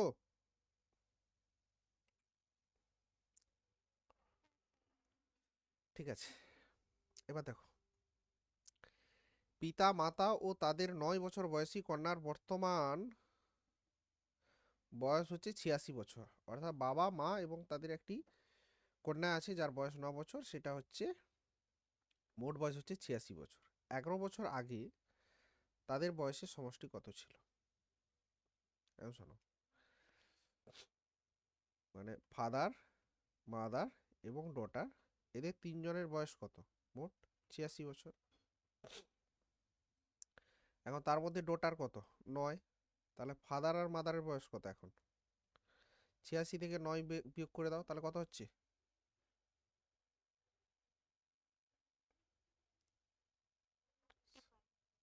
55 কেন, 77। আচ্ছা সরি, 77 বছর, এখন 77 বছর। এবার 11 বছর আগে তাদের বয়সের সমষ্টি, অর্থাৎ 11 বছর আগে প্রথম কথা হচ্ছে তাদের ডটার ছিল না। ছিল কি? ডটারের বয়স যদি 9 বছর হয়, 11 বছর আগে তাদের ডটার ছিল না। তাহলে ফাদার আর মাদারের এখন বয়স 77, তাহলে 11 বছর আগে তাদের মোট বয়স কত ছিল? তাহলে দুজনেই 11 11 কমবে, তাহলে কত কমবে? 22 কমে যাবে, তাহলে 55 বছর। তাহলে দুজনের মোট বয়স ছিল 55 বছর। বাস, হয়ে গেল। নেক্সট, একজন বালককে কিছু টাকার 3.5% নিতে বলা হলো, কিন্তু সে ভুল করে 5.5% নিল, যা 247.50 টাকা সমান। তাহলে তার প্রাপ্য কত টাকা ছিল? বেসিক কোশ্চেন, এই তো সেই ইউনিটারি মেথডের অঙ্ক। 3.5% মানে কত? 7/2 নাকি? আর 5.5 মানে কত? 11/2। তাহলে এই 11/2% নিয়েছে, এইটার ভ্যালুটা হচ্ছে 247.50। সরি, তাহলে 1% ইকুয়াল টু কত হবে? 247.50 ডিভাইডেড বাই 11/2, উপরে 2। আর 5.5% ইকুয়াল টু কত হচ্ছে? Sorry sorry, 7/2%। এইটা তো তার প্রাপ্য ছিল। প্রাপ্যটা কত? 3.5%, কিন্তু সে নিয়েছে 5.5%। তাহলে এইটা কত হবে? তাহলে 247.50 ডিভাইডেড বাই 11 × 2, আর তার সঙ্গে 7/2 হবে। তাহলে প্রথমে 2টা তোমার কেটে যাচ্ছে নাকি? এটা 11 তে কাটবে, 11 × 2 = 22, 11 × 2 = 22, 5, 22.5। তার সঙ্গে 7 গুণ করো, 5 7 35, 3 5 7 14, 3 17, ক্যারি 1 7 14 15, 157.5, 157.5 টাকা তার প্রাপ্য ছিল। এই হবে উত্তর। বোঝা গেল? দুটি সংখ্যা যোগফল 1760, বৃহত্তম সংখ্যাটি ক্ষুদ্রতম সংখ্যার 11 গুণ হলে তার বৃহত্তম সংখ্যাটা কত? তাহলে ক্ষুদ্রতম স্মলেস্টটা যদি এক্স হয়, লার্জেস্টটা কত হবে? 11x। টোটাল কত? 12x সমান কত? 1760। তাহলে x সমান কত হবে? 12 × 12, 5 নাকি? 12 × 4 = 48। ভুল করলাম? 12-র ভ্যালুটা হচ্ছে,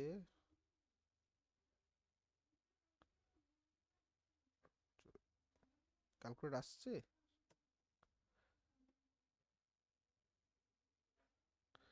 ক্ষুদ্রতম বৃহত্তম সংখ্যাটি ক্ষুদ্রতম সংখ্যার 11 গুণ হলে বৃহত্তম সংখ্যাটি কত গুণ?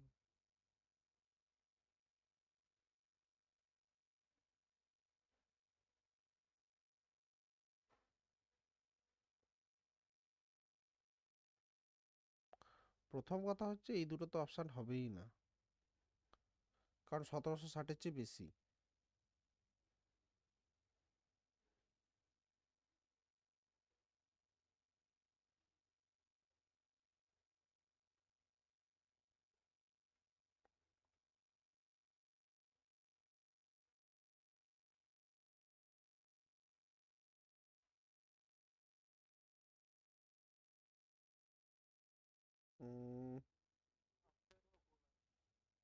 ভুল আছে এখানে, বুঝতে পেরেছো? আর নর্মালি তোমার এক্স এর ভ্যালু হচ্ছে 1760 ডিভাইডেড বাই 12 আসবে, তার সঙ্গে 11 গুণ হবে, কিন্তু 12 দিয়ে এটা কাটছে না। যাক,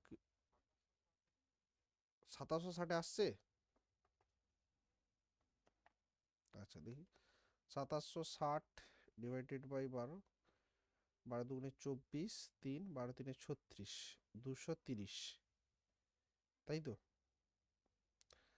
তাহলে 230 যদি হয়, এটা তো ছোট সংখ্যা, বড় সংখ্যাটা কত হবে? বড় সংখ্যাটা 11 করে, বন্ধ করো মাইক, ট্রেন যাচ্ছে, ইন্টু 11 করতে হবে তোমাকে, মানে 0, এটা 3, 3 2 5, 2530 হবে।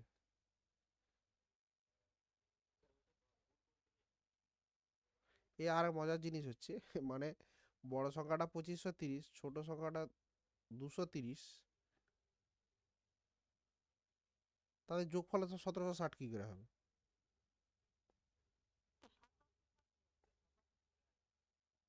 ও, 2760।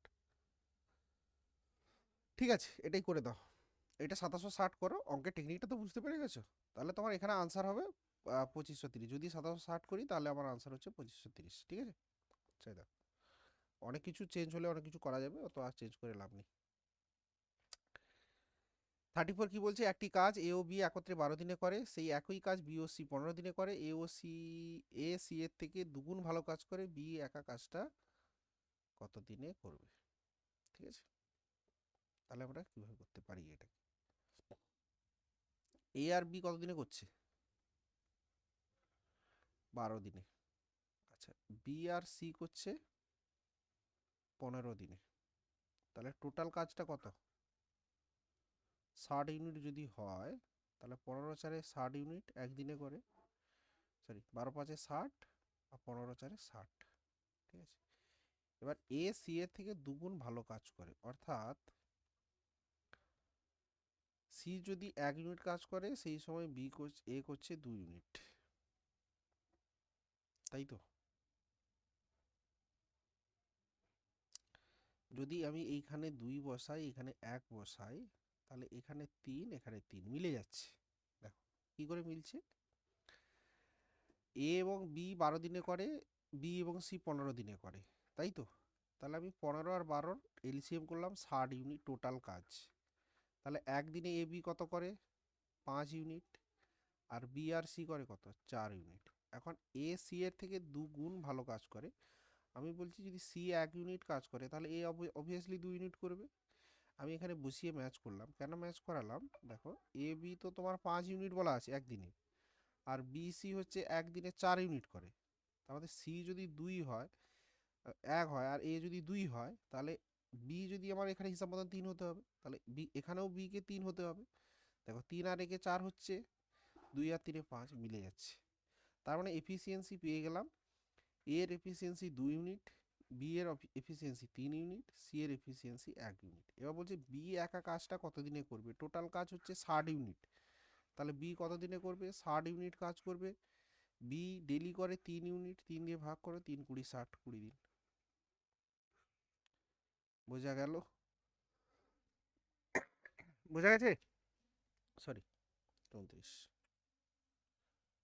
একটি নল 2 ঘন্টায় একটা চৌবাচ্চা ভর্তি করে, আর একটা নল 3 ঘন্টায় চৌবাচ্চা খালি করে। যদি দুটি নল একসাথে খোলা থাকে, তবে চৌবাচ্চাটি কতক্ষণে খালি হবে? এর থেকে সহজ অঙ্ক আর তুমি পাবে না। 2 ঘন্টায় ভর্তি করছে প্রথম নলটা, ভর্তি করে, আর 3 ঘন্টায় দ্বিতীয় নলটা খালি করছে, তাহলে টোটাল ক্যাপাসিটি ট্যাঙ্কের ধরো 6 ইউনিট। তাহলে 1 ঘন্টায় এ কতটা ভর্তি করবে? এ ভর্তি করে 3 ইউনিট, আর বি 1 ঘন্টায় খালি করে কত?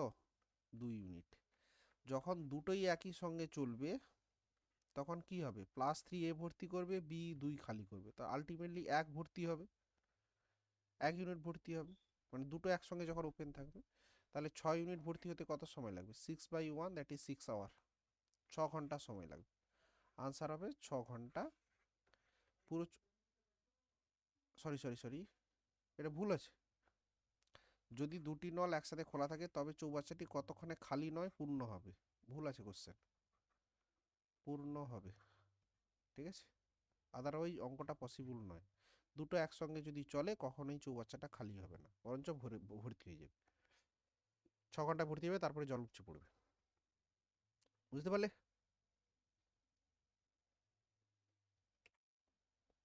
নেক্সট 36 কি বলছে, একটি ট্রেন 40 কিলোমিটার ঘন্টা গতিবেগে বালুরঘাট থেকে মালদা যায়, 60 কিলোমিটার গতিবেগে মালদা থেকে বালুরঘাট ফিরে এসে গড় গতিবেগ 2 × xy/x+y, মনে পড়ছে গড় গতিবেগ 2 × 40 × 60 / 100 6 4 24 দুগুণে 48 কিলোমিটার প্রতি ঘন্টা হবে গড় গতিবেগ। 48 কিলোমিটার প্রতি ঘন্টা গড় গতিবেগ, একই রাস্তা যাচ্ছে, একই রাস্তা ফিরছে। কোশ্চেন নাম্বার 37 কি বলছে দেখো, কোনো একটা সংখ্যাকে 52 দিয়ে ভাগ করলে 45 ভাগশেষ থাকবে, যদি সংখ্যাটিকে 13 দিয়ে ভাগ করা যায় তাহলে ভাগশেষ কত থাকে। তোমাকে কি বলা হয়েছিল এই রকম অঙ্কে? দেখতে পাচ্ছ 13 4 52 ভাগ যায়, তাহলে প্রথমের ভাগশেষটাকে দ্বিতীয়টা দিয়ে ভাগ করো, দ্বিতীয় যে ভাজ্যটা, অর্থাৎ 45কে তুমি 13 দিয়ে ভাগ করো, তাহলে 13 3 39, ভাগশেষ কত হচ্ছে 6, তাহলে 6ই ভাগশেষ থাকবে। করানো হয়েছে? এই ধরনের অঙ্ক করানো হয়েছে, হ্যাঁ কি না? নাম্বার সিস্টেম ক্লাস দেখে নেবে, রেকর্ডেড লেকচার দেওয়াও আছে। নেক্সট বলেছি দুটি সংখ্যার যোগফল এত, দুটি সংখ্যার বিয়োগফল এত, সংখ্যা দুটি কত কত। তোমাদের জন্য এটা রইল, তোমাদের জন্য এটা, ঠিক আছে। নেক্সট কি বলেছে, 7 11 13 দ্বারা সম্পূর্ণ বিভাজ্য 5 অঙ্কের বৃহত্তম সংখ্যাটি হলো কত। এখন আমার কথা হচ্ছে 7 11 এবং 13 দ্বারা বিভাজ্য সংখ্যাটা কত বলো দেখিনি, মনে পড়ে?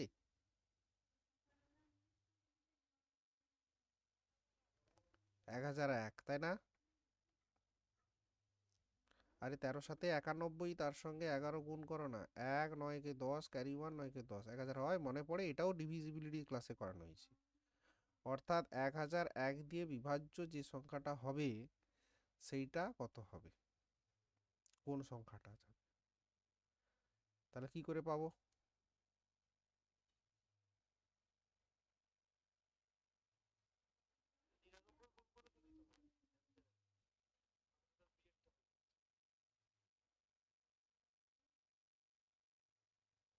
বিয়েরটা হয়ে যাচ্ছে,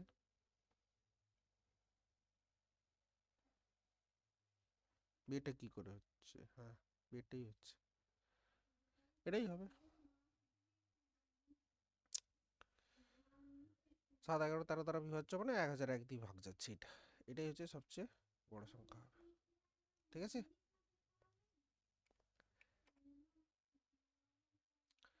কোন একটি ব্যবসায় এ বি ও সি এর নিবেশের অনুপাত 3:5:7, ব্যবসায় 30,000 টাকা লাভ হলে বি ও সি এর লাভের, অর্থাৎ এখানে বলে দিয়েছে এ বি এবং সি এর বিনিয়োগের অনুপাতটা 3:5:7 অনুপাত, যেটাই বিনিয়োগের অনুপাত সেটাই তো লাভের অনুপাত।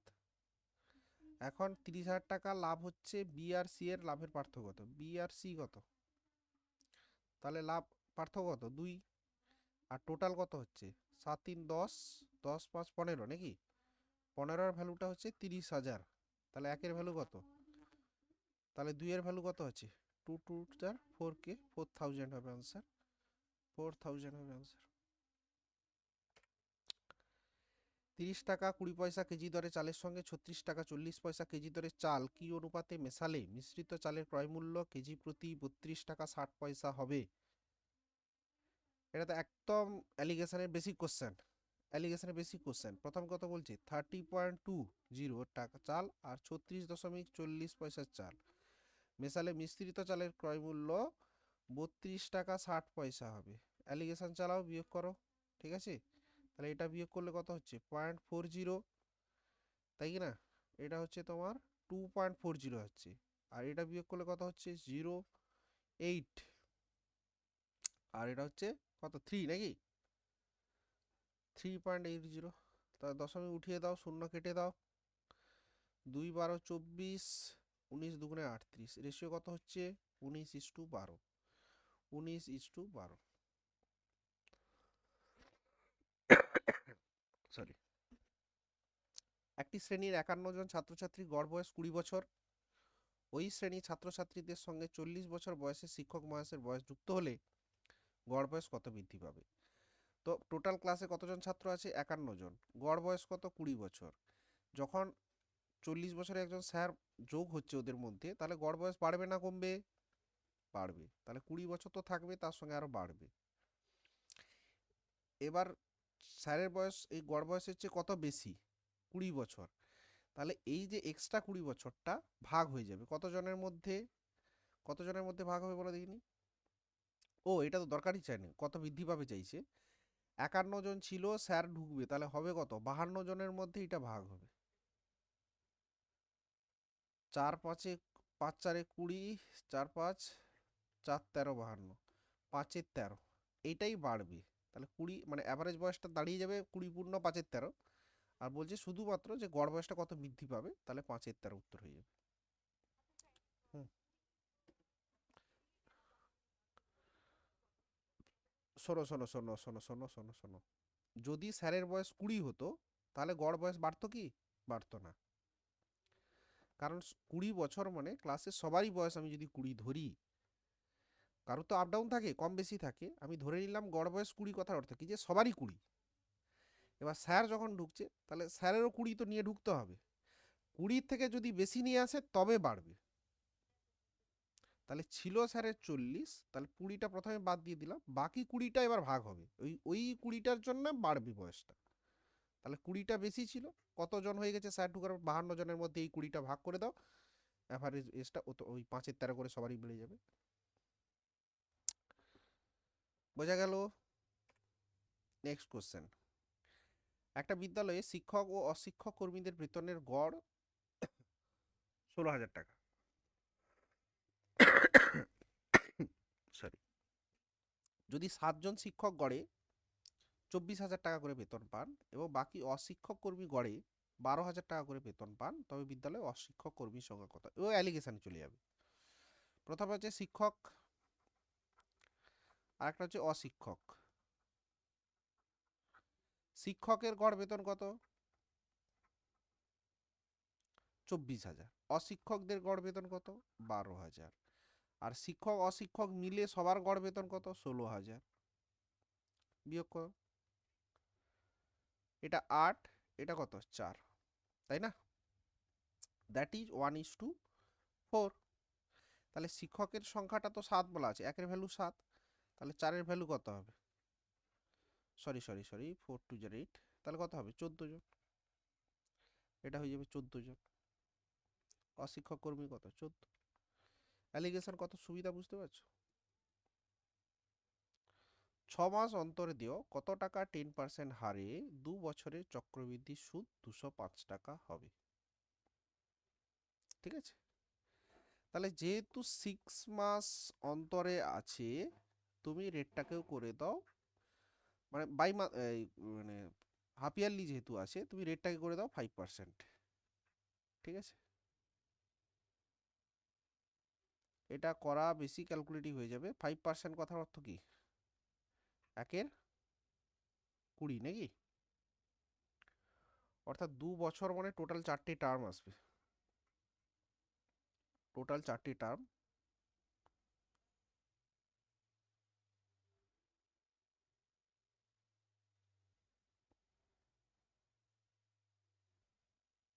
ক্যালকুলেশন করে দাও এমনি নর্মাল ফর্মুলাতেই। অ্যামাউন্ট ইকুয়াল টু কি হয়?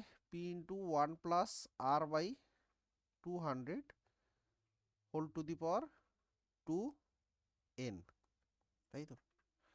তাহলে পি আমি জানি না তো এখানে, এটাই সমস্যা হয়ে যাবে।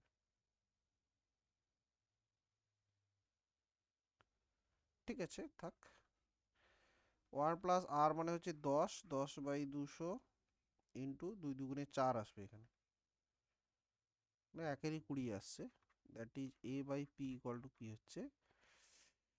21/20 তার হোল টু দি পাওয়ার 4 আসবে।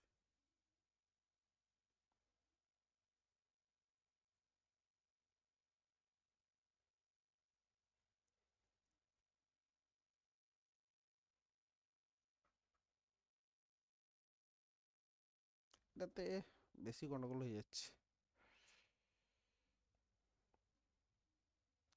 ঠিক আছে, এটা 1/20 বেরাচ্ছিল, তুমি এটাতেই করো তো। 1 এর 20 মানে প্রিন্সিপালটাকে ধরে নাও 20 টু দি পাওয়ার 4, 2 দুগুণে 4 দুগুণে 8 দুগুণে 16, ঠিক আছে? এইটা ধরো, এটাতে করলেও বেশি কষা হবে। কম ক্যালকুলেশন করতে যেতে চাইলে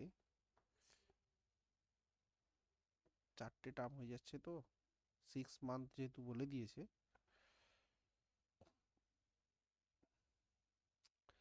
সিম্পলি 2000 টাকা।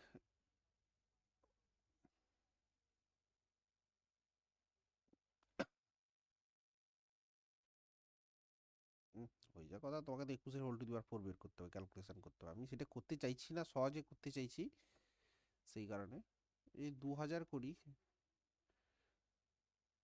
2000-এর 5% মানে কত আসবে?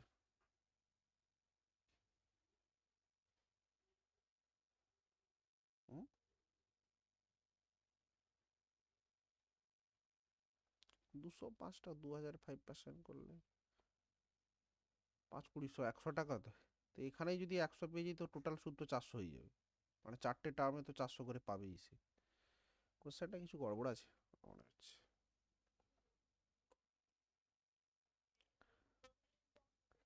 1 বছরে যদি বলতো তাহলে আমার বেরিয়ে যেত, ঠিক আছে? যদি 1 বছর বলতো তাহলে তো আমার ইজিলি বেরিয়ে যেত।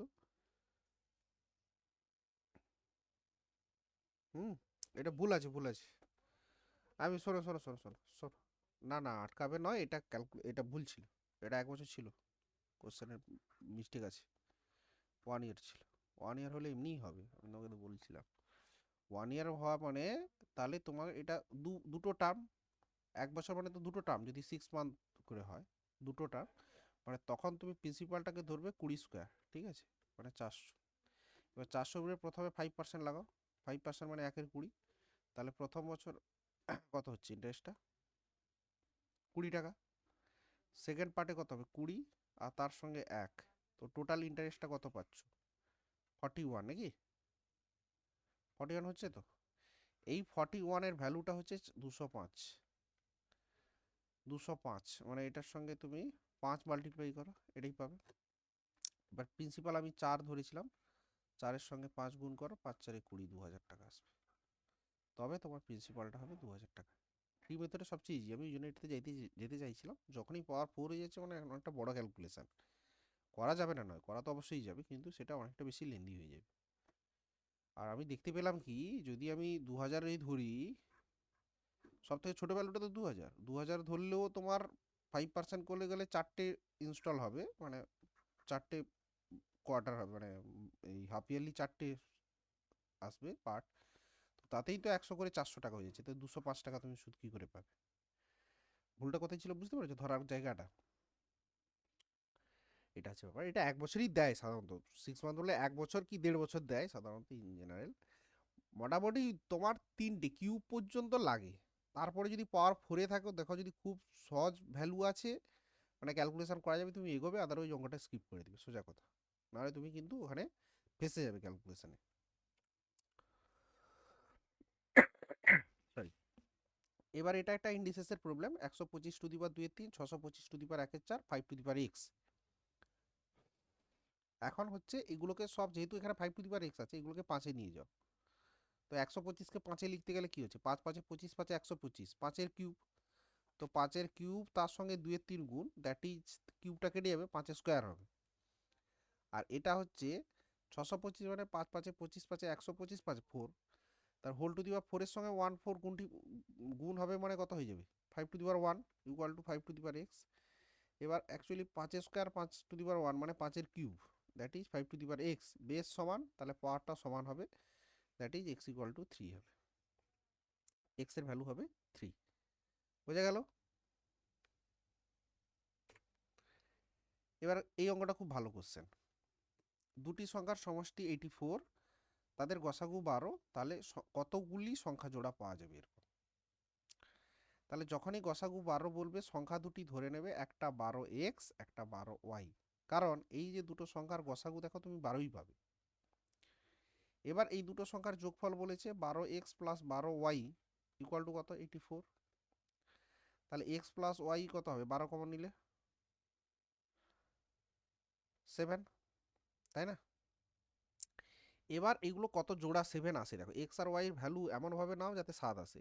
1 আর 6 নিলে হবে, 2 আর 5 নিলে হবে, তাই কি না? 3 আর 4 নিলে হবে।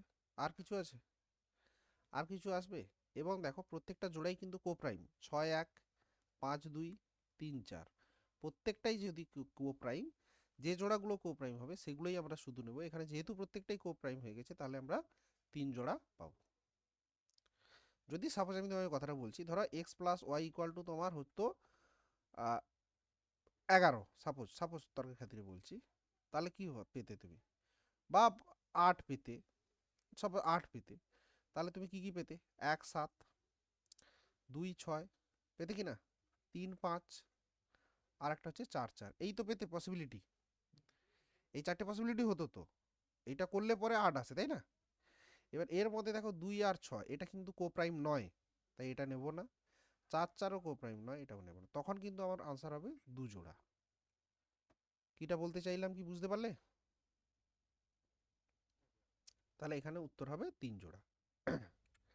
নেক্সট কোশ্চেন, কোন বৃহত্তম সংখ্যা এত এত দ্বারা ভাগ করলে যথাক্রমে 5 ও 7 ভাগশেষ থাকে? কোন বৃহত্তম সংখ্যা দ্বারা, সবচেয়ে বড় সংখ্যা দ্বারা এই দুটো সংখ্যাকে বিয়োগ করা হবে, ভাগ করা হবে, তাহলে ভাগশেষ 5 আর 7 থাকবে। আচ্ছা, 5 আর 7 ভাগশেষ থাকবে তো, তুমি কি করবে, এখানে আগে 5 আর 7 বিয়োগ করে দাও দুটো, 5 আর 7 তুমি বিয়োগ করে দাও। যদি ধরো 998 থেকে তো 5 ভাগশেষ থাকবে, তাহলে 998, ও সরি 89 বিয়োগ 5 করো, কত আসবে? 984। আর 1327, 7 বিয়োগ করে দাও, তাহলে 1320। এই দুটো সংখ্যার গসাগুই হবে সবচেয়ে বড় সংখ্যা, যেটা দিয়ে এই দুটো ভাগ যাবে। এই দুটো সংখ্যার গসাগু, এই দুটো সংখ্যার গসাগু তুমি বের করো। 1320কে প্রথমে 984 দিয়ে ভাগ করো, 984 একে 984, 6 3, তাই তো, 336 হচ্ছে, তাই তো, 6 4 10 ক্যারি 1, 12 ক্যারি 1, 13। এরপরে 984 আবার ভাগ করো 3 দুগুণে, তাই তো, 36 দুগুণে 72, 3 দুগুণে 672, এটা 2 1, এটা কত হচ্ছে 312 নাকি, 312 কে 336, একে 312, 4 2 312 নাকি, একে হচ্ছে 24, আর 7, 24 3 72 মিলে যাচ্ছে, তার মানে 24ই হচ্ছে তোমার গসাগু হবে এই দুটোর, এই সিএফ গসাগু, এই সিএফ গসাগু হবে 32, এই সরি 24, ঠিক আছে? তাহলে যেহেতু 5 আর 7 ভাগশেষ বললে ওই দুটো আগে বিয়োগ করে দিলাম, দিয়ে এবার গসাগু বের করে দিলাম, উত্তর পেয়ে গেলাম। একটি ত্রিভুজের 3টি বাহুর অনুপাত 4 5 7, পরিসীমা 32, তাহলে ত্রিভুজের ক্ষেত্রফল কত? খুব ভালো কোশ্চেন। আগের দিন করেছিলাম ত্রিভুজের ক্ষেত্রফল 3টে বাহু দেওয়া থাকলে রুট আন্ডার এরিয়া সমান কি ছিল?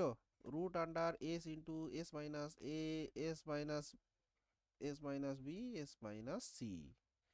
এসটা আমরা এখানে জানি, পরিসীমা যদি 32 হয়, এস তাহলে কত হবে? 16। কিন্তু এস জানি, কিন্তু এবিসি জানি না, এটা বের করতে হবে। বাহুর অনুপাত 4 5 7, টোটাল করলে কত হচ্ছে? 7 5 12, 4 16, তাহলে 16-র ভ্যালু 32 মিটার, একের ভ্যালু কত হচ্ছে? 2 মিটার, তাহলে 4-এর ভ্যালু কত হচ্ছে? 8 মিটার, 5-এর ভ্যালু 10 মিটার, 7-এর ভ্যালু হচ্ছে 14 মিটার। 3টে বাহু এবার কিন্তু পেয়ে গেছি, 8 10 14। এবার তুমি বসাও, প্রথমে 16 ইন্টু 16 থেকে 8 বিয়োগ করো 8, 16 থেকে 10 বিয়োগ করো 6, 16 থেকে 14 বিয়োগ করো 2, তাই না? 8 দুগুণে 16, 16 দুবার আছে মানে একটা 16 বেরোবে, ভিতরে √6 থেকে যাবে, তাহলে আনসার হবে 16√6, বোঝা গেল? বর্গমিটার হবে।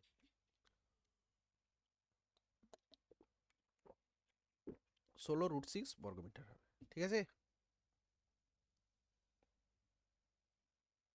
আরে বোঝা গেছে কি যায়নি? 49। 7√2 সেন্টিমিটার বাহু বিশিষ্ট বর্গক্ষেত্রের পরিলিখিত বৃত্তের ক্ষেত্রফল কত? পরিলিখিত বৃত্ত বলতে ধরো একটা বর্গক্ষেত্র বলেছে, এর বাইরে একটা এরকম একটা বৃত্ত থাকবে, এটা হচ্ছে পরিলিখিত বৃত্ত। ঠিক আছে, এখন এই যে বৃত্তের এটা কি বর্গক্ষেত্রের কর্ণ, আবার এইটা বর্গক্ষেত্রের কর্ণ হবে, মানে এ বি সি ডি যদি নাম দিই, এই এ সিটা হবে বর্গক্ষেত্রের কর্ণ, আবার বৃত্তের ব্যাস কি হবে, ব্যাস। তাহলে প্রথম কথা হচ্ছে এটা আমাকে বের করতে হবে এসিটা। এখন বর্গক্ষেত্রের কর্ণের ফর্মুলা হয় a√2, যদি বাহুটা এ হয়, প্রত্যেকটা বাহু যদি এ হয় তাহলে কর্ণ হবে a√2। এখন 7 সেমি বাহু বিশিষ্ট বর্গক্ষেত্র বলেছে, তাহলে বাহু হচ্ছে 7√2, তাহলে কর্ণ কত হবে 7√2, তার সঙ্গে আবার একটা √2, a√2, তাই কি না? √2 × √2 মানে কত হচ্ছে 2, তাহলে কর্ণ হচ্ছে 14। কত হবে 14 সেন্টিমিটার। এইটা আবার কি বৃত্তের ব্যাস, তাহলে বৃত্তের ব্যাস 14 সেন্টিমিটার। ব্যাস যদি 14 হয়, ব্যাসার্ধ কত হয় 7, অর্ধেক হয়। বৃত্তের ব্যাস ব্যাসার্ধের দ্বিগুণ হয় সবসময়, তাহলে ব্যাসার্ধ হচ্ছে 7। ক্ষেত্রফল, বৃত্তের ক্ষেত্রফল এরিয়া, ক্ষেত্রফল পাই আর স্কোয়ার, তাহলে 22/7 × 7 × 7, 7 7 কেটে গেল, তাহলে এটা হচ্ছে 7 × 14, ক্যারি 1, 154 বর্গ সেন্টিমিটার। বোঝা গেছে কি যায়নি? ফর্মুলাগুলো মনে রাখবে যেগুলো বলছি। বর্গক্ষেত্রের কর্ণের দৈর্ঘ্য a√2 হয়, ক্ষেত্রফল a স্কোয়ার হয়, আর বৃত্তের ক্ষেত্রফল পাই আর স্কোয়ার হয় যদি ব্যাসার্ধ আর হয়। লাস্ট কোশ্চেন, দুটি সমান আয়তনের লম্ববৃত্তাকার শঙ্কুর, এখানে লম্ববৃত্তাকার চোঙ হবে, লম্ববৃত্তাকার চোঙ এবং শঙ্কুর উচ্চতার অনুপাত 1:4 হলে উহাদের ভূমিতলের ব্যাসার্ধের অনুপাত কত? লম্ববৃত্তাকার চোঙ বলতে এই জিনিসটা হবে, মানে চোঙ হবে সম্ভবত, কারণ এখানে কোশ্চেনের ডেটাটা শর্ট আছে না। দুটি সমান আয়তনের, ও সরি সরি সরি সরি, চোঙ না, ঠিকই আছে, দুটি সমান আয়তনের লম্ববৃত্তাকার শঙ্কুর উচ্চতার অনুপাত, মানে দুটো শঙ্কু আছে, এরকম একটা শঙ্কু আছে ধরো, এরকম একটা শঙ্কু, আর একটা শঙ্কু ধরো এরকম আছে, অর্থাৎ দুটোর উচ্চতার অনুপাতটা বলা আছে, এটা যদি 1 হয় এটা হচ্ছে 4 হবে, বুঝতে পারছো? এবার এইটার একটা রেডিয়াস, এইটার একটা রেডিয়াস আছে ভূমি r1, এটা ধরো r2, কিন্তু দুটোর আয়তন সমান। এখন এই শঙ্কুর আয়তন কত হয়, ফর্মুলা কি 1/3 পাই আর স্কোয়ার এইচ, হ্যাঁ না, 1/3 পাই আর স্কোয়ার এইচ, তাই তো? এবার দুটোরই ক্ষেত্রফল সমান হবে বলছে, তাহলে প্রথমটার ক্ষেত্রফল কত হবে 1/3 পাই r1 স্কোয়ার এইচ, মানে 1, সরি, কারণ এইটা তো প্রথমটা উচ্চতা 1, দ্বিতীয়টা উচ্চতা 4, তাহলে 1 ধরলাম। আবার দ্বিতীয়টার ক্ষেত্রে 1/3 পাই r2 স্কোয়ার ইন্টু 4, 1/3 পাই কেটে যাবে, r1 square by r2 square সমান 4/1, ঠিক আছে? তাহলে r1/r2 সমান কত হবে 2/1, বর্গমূল করতে হবে, তাহলে অনুপাত কত হবে 2:1, ডি হবে উত্তর। বুঝতে পারলে কি পারলে না? তাহলে শঙ্কুর আয়তন হয় 1/3 পাই আর স্কোয়ার এইচ, শঙ্কুর পার্শ্বতলে মানে বক্রতলের ক্ষেত্রফল হয় কি পাই আর এল, মনে রাখবে পাই আর এল, আর এল ইকুয়াল টু তির্যক উচ্চতা, এইটা হয় তির্যক উচ্চতা, আমরা করবো যখন 3D মেনসুরেশন, ঠিক আছে? তো এই হচ্ছে 50টা কোশ্চেন, বলো বোঝা গেছে কি যায়নি? নেক্সট দিন আবার সেট 3 করব, এইভাবে মোটামুটি আমরা চেষ্টা করব ম্যাক্সিমাম যতগুলো করা যায়, তাহলে দেখবে মোটামুটি একটা রাফ আইডিয়া কিন্তু হয়ে যাবে।